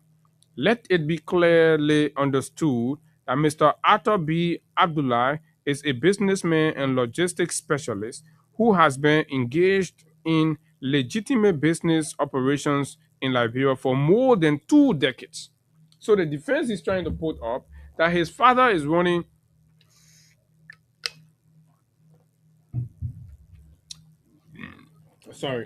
the defense is trying to put up there is that his father is a businessman, understandable, into logistics and all of that, understandable as well. So now he's trying to say, if I is doing that business and anybody can come and say, "Oh, I need to handle this one for me, I need to handle that for me," fair enough.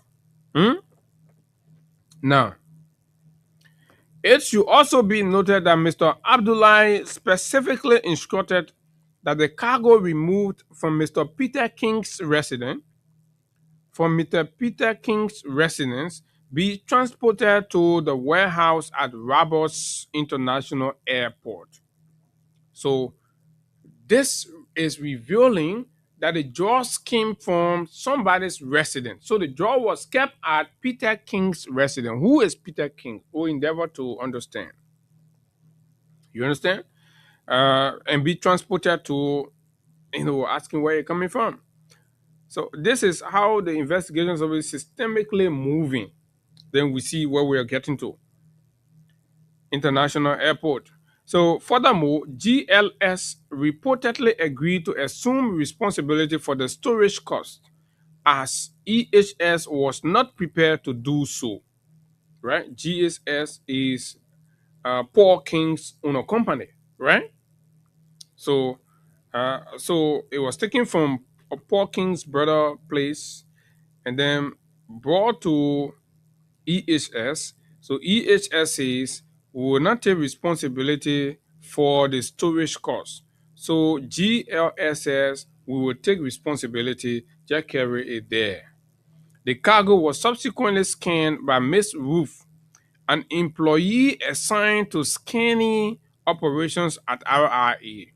In the course of performing her duties, she reported that the cargo contained suspected illegal substances. That's what Miss Ruth did.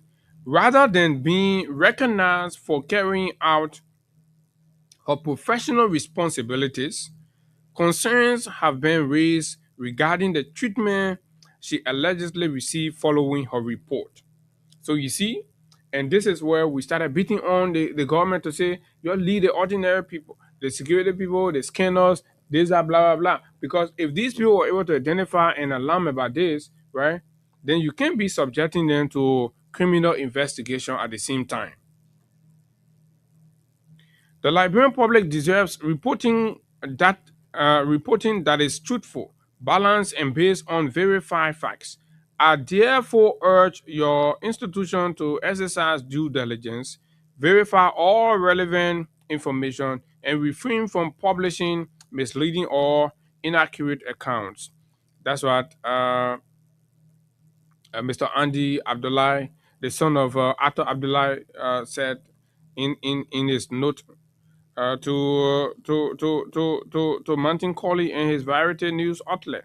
Of all the individuals reportedly shortlisted, it is only Mr. Abdullahi. Okay, but now, one important revelation he made, and this is an insider account, was that their company, his father company, went ahead, they collected this thing from one Peter King's house.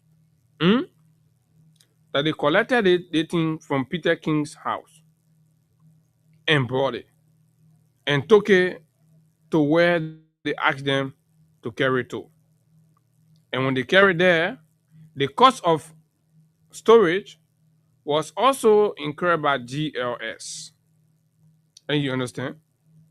Now, so the investigation has now established that when the drugs entered Liberia, they were kept at the residence of GLS General Manager Paul King. It's the Paul King that has turned himself over as of yesterday or the day before yesterday's report. Fellow Liberians, are you following? So when the drugs came to Liberia, it was kept at Paul King's residence. Paul King is the CEO of GLS. You understand? Now, and GLS CEO is Peter King. The Peter King we're talking about.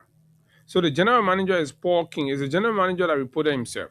So, and then the consignment was at the CEO's place, Peter King. Now,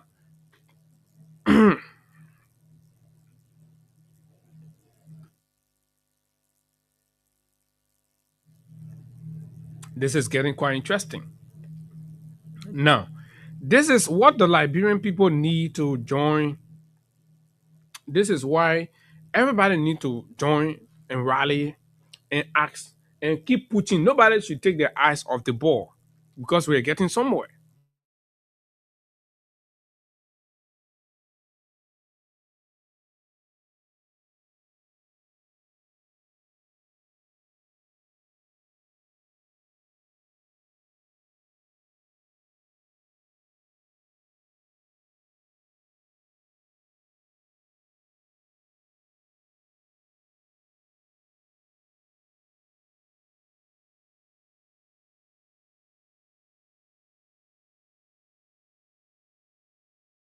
When they were brought into the country. So when we get him in, and then he will tell us where he got it from, we're getting somewhere. And thanks to our partners, fellow Liberians. So the matter at bay is not a point, it's not a time where we got to come be doing comparative and try to dilute the public discourse in seeking accountability around the importation, the storage, and of course subsequent attempt to redistribute cocaine from our country to the rest of the world under the leadership of a man who promised and promised the Liberian people that he was going to end drug peddling in Liberia. This is shameful, disgraceful, and of course, it must be followed all through. And no attempt to want to dilute the public call for accountability around this matter will suffice, especially when the intention is to create a kind of unnecessary political distraction. Who brought in the jobs? Who are the big fish providing the protections? What are the connections in the government? What do we need to know? Why is the government's investigation running at a snail and, of course, predicted pace? Who's predicting the pace of the investigation? Who are they trying to shield? Who are they trying to protect? Why is the president not being bold and taking decisive actions? 0776 104 104 086 500 104 plus 231 86 500 104 are the numbers to call. And of course, you'll be live. Let's hear you. That's how far we are. That's the piece of information we've got. Good morning. Yeah, good morning, Brother Abu. Good morning. Yeah, you speaking with Otis Bagley from District 11. Go ahead. You see, the whole just issue that people are just making hanky-panky of it. They don't know who brought it just in this country. They know the big hands that are surrounding us. Forget about other people, Brother Abu, the king, the other men, the people got big. Brother Abu was getting to know it is a land. That video that violated you posted, it is a land that black man is belonging to the regime speaker. And you guys will get more information that it is a land. That black man that escorted that just to the airport. All through it. It is a land. And that Kappa man, Brother Abu, I have to say, but the political advisor to the president, Madira Kupo, that woman is into that was she wanted to get connected to the speaker. Just saying she is the spot because she want to carry on her business movement. Okay. Thank you very much. So these Liberians are thinking and they're connecting themselves. Good morning. Yeah, I'm Peter Davika, so I come from under the street light in Lower Johnson, an outstanding member of the Concerned Liberian for Justice. Go ahead. Abu, the issue of the drugs that just entered in the country is very much alarming. And I think from all indications, the government is guilty. There's nothing to be doubtful about. The actions of the government clearly indicate. Look at the origin of the drugs. And when you look at the origin of the drugs, where it came from, entering into the country. No, we do not know whether it came from Sierra Leone. Yeah, we don't want to jump the gun on it. We don't want to say that because information is out now clearly. I think you will get it later that the drugs was and it came from Sadia and entered Liberia. Okay, some people are saying that. Look at those are the epicenter of power. Their origin. It is associated with Sadia. that's why we as the Nigerian will continue to ask the question, because the government have remained on the issue of this particular and releasing the name. Okay, thank you very much. So a lot of things have been happening and going on, and so this one is something that people are wrapping their head around, and of course are talking about. So while we were having all of these conversations and these births was being made, Jojo, and these are just random,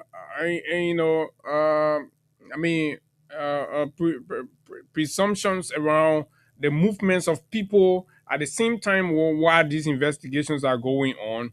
So it is reported that Jojo went to Sierra Leone immediately when the drugs was seized.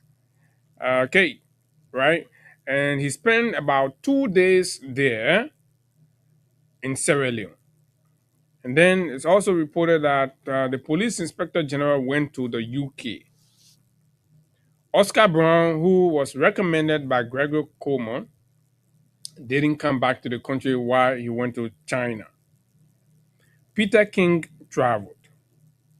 Mandela Kopo attempted her own trip, but was cancelled as she was planning to go back or to go UK as well. So why all these up and down movements? Good morning. Good morning.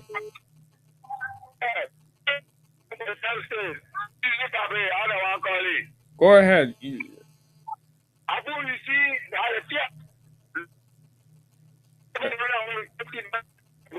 CDZ Babe, your line is bad. Good morning. Good morning, Abu. Good morning. And good morning to the Freedom FM family. My name is Abba Sherry and I join you from St. Paul's Bridge. Abu, let me use this time to appreciate people for providing the sensitive information to the nation. Because some journalists will not do it. They will post small thing and put everything on his feet. Abu, it is very frustrating for old men like Joseph Boakai to pretend like him for the nation and him not for the nation. Do you recall when they met took over all of them, all the government officials that took justice? Running with it all over.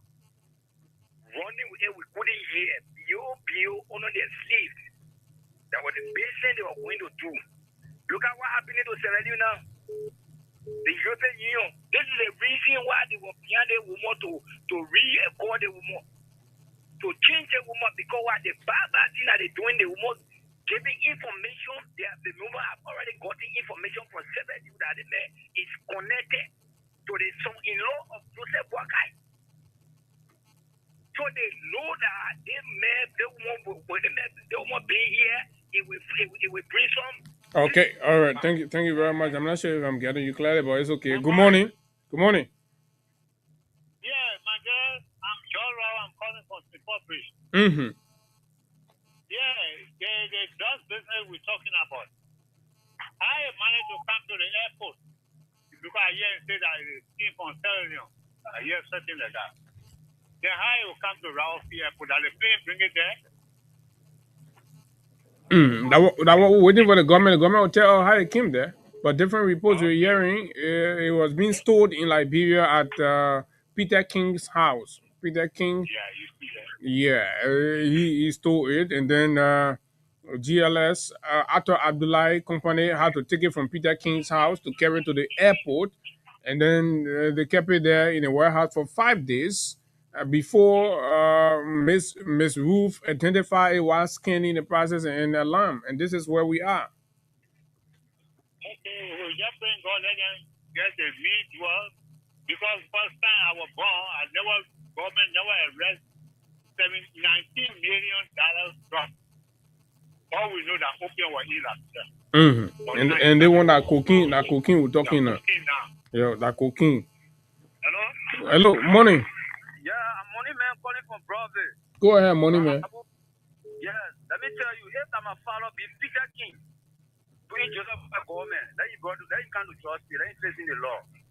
You should not be running behind people on one opinion, one party, running behind people. You say you can't finish joy, you can't take joy, then you bring in joy, arrest you, then you can't bring to her. Well, Abu, the government is not fair to her. Let it.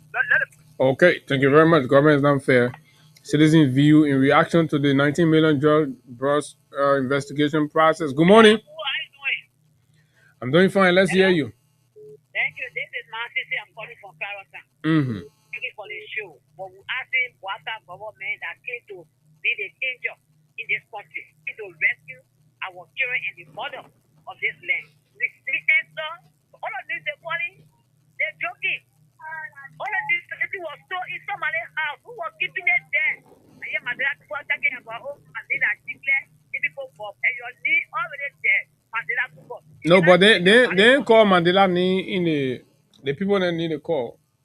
Okay, so we are talking about security, right? For security. Yeah, in one of the video that was shared, the CCTV video, there's a police officer identified to be Duo Kaba, who is assigned with Mandela Copper, and there's a relationship between that and the Chinese owners of Colony and the casino there. So people are trying to connect the dots. Okay, so you tell it all out. You not better. So they think you point out the security question to Mandela Copper. What does that say to you, my son? I don't know. Tell me. I'm gonna tell you one thing. I say, oh, man, let's talk. No, but tell me what it said to you. Just tell me what it said to you. Okay, I'm telling you, we linked to it. So long as security was captured, he linked to a dealer or spy, which is the people. Okay.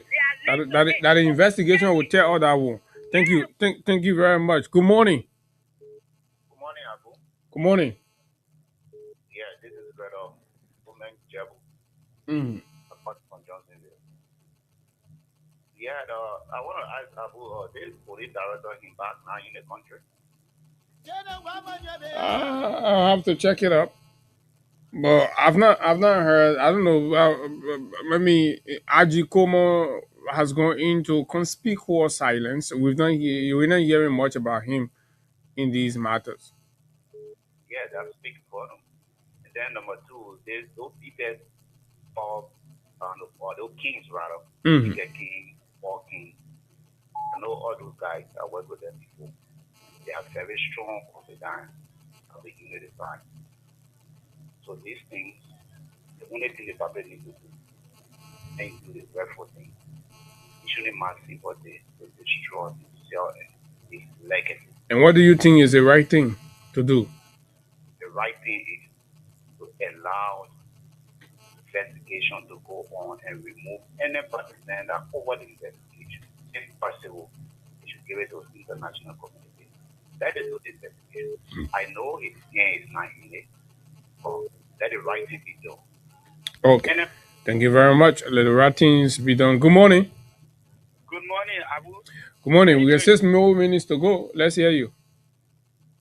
The country, the project in the mess the country up. Even putting all of the jobs in the country, they said we have black government. Can you imagine people will be disgraced?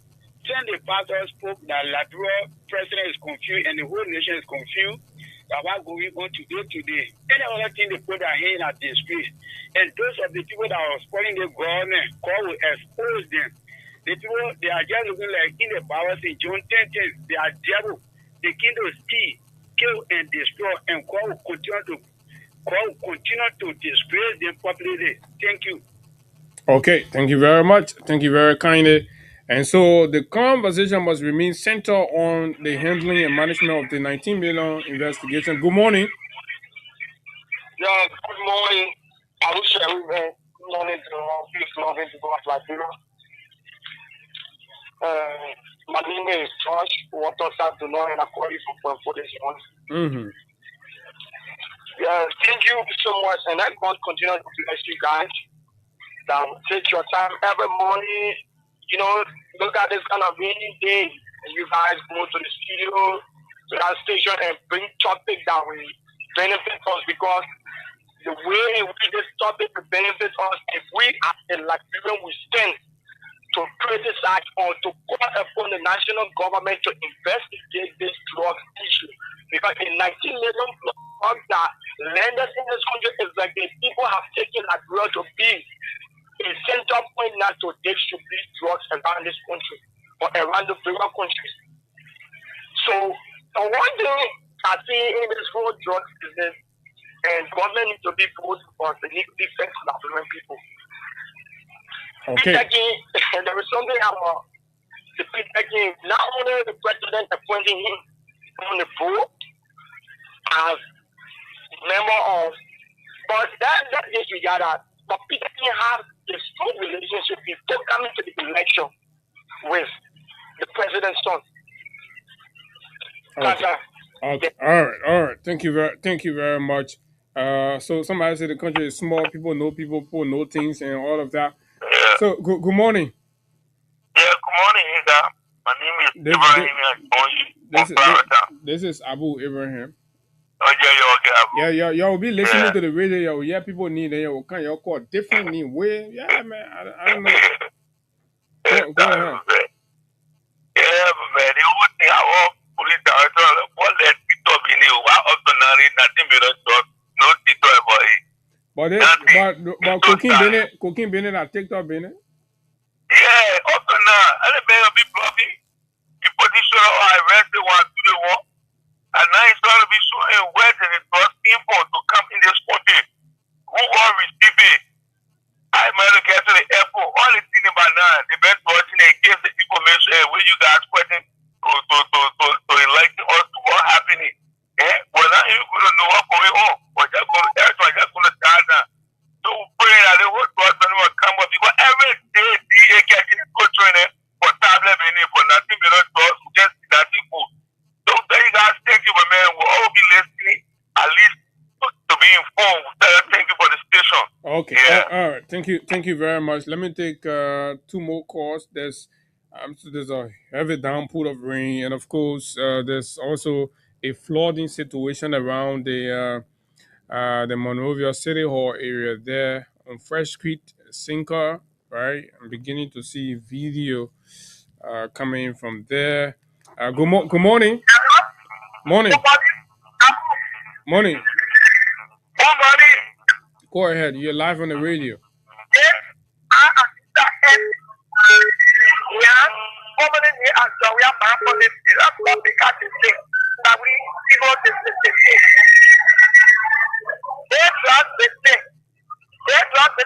Why you're talking to the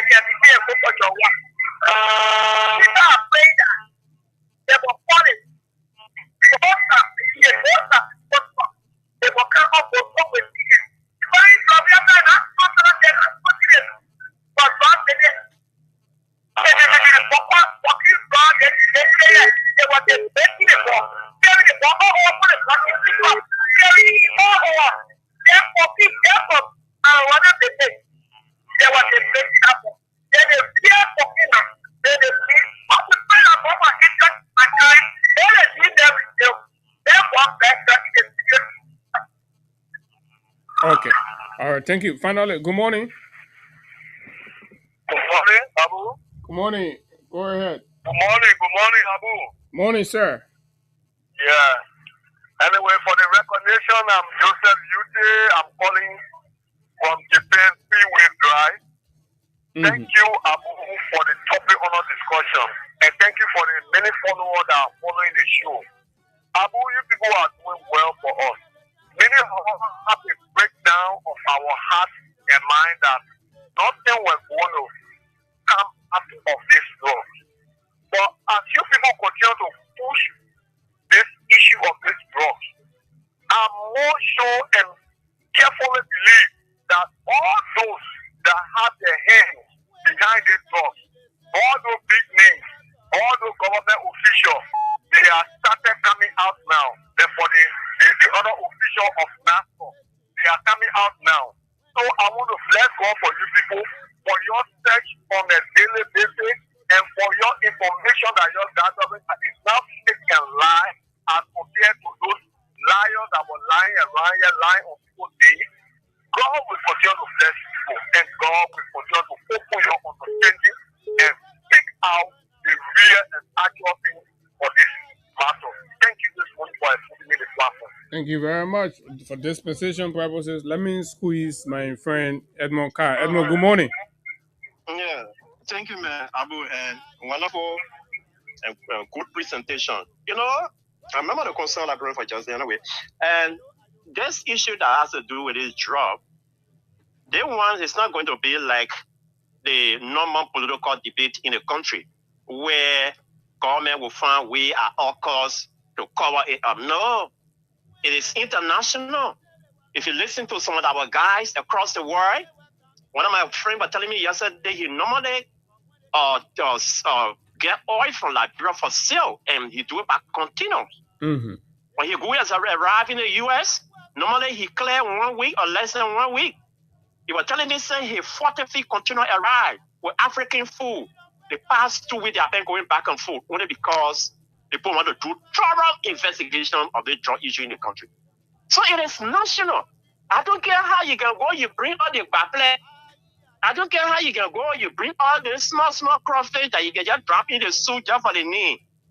The real crawfish need to come up.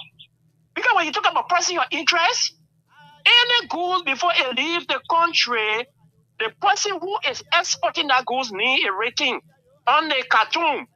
The person who will be receiving the need is also on the cartoon. How do you tell me that the goods went through the first cargo handling? It went to the second scanning, which they did a scanning, then it's all scanned it back. It was about to get on the flag to go. Then you tell me, say you don't have nobody need rating on it, you don't have nobody there to receive it. You are telling all people that were doing their job. Okay. Before the needs that we are hearing here, these are people, majority of them are people that were performing their duty, they were assigned to RIA and the institution to do. Okay. These are people. So why are you bringing the person of interest and we are not hearing the receiving and the person that is exporting the goods? Okay. That is the name that we want to hear. That is the name we want to hear. Thank you very much. I'm sorry I have to hold you there. This is Liberia. This is the Freedom Morning Rise on Freedom 87.9. And of course, this is how we like to wind the curtains on this Monday morning, wet Monday morning presentation. And it has been a very wonderful opportunity being here. It is always a good thing to sit with you and talk about the issues that matter to our country growth and development. And of course, without fear nor favor, we speak truth to power. And that's why we are the People's Radio. My name is Abu Sharif, fearless, bold, and unbending. We're going to be here tomorrow. Until we see you tomorrow, do have yourself a wonderful time. Bye-bye.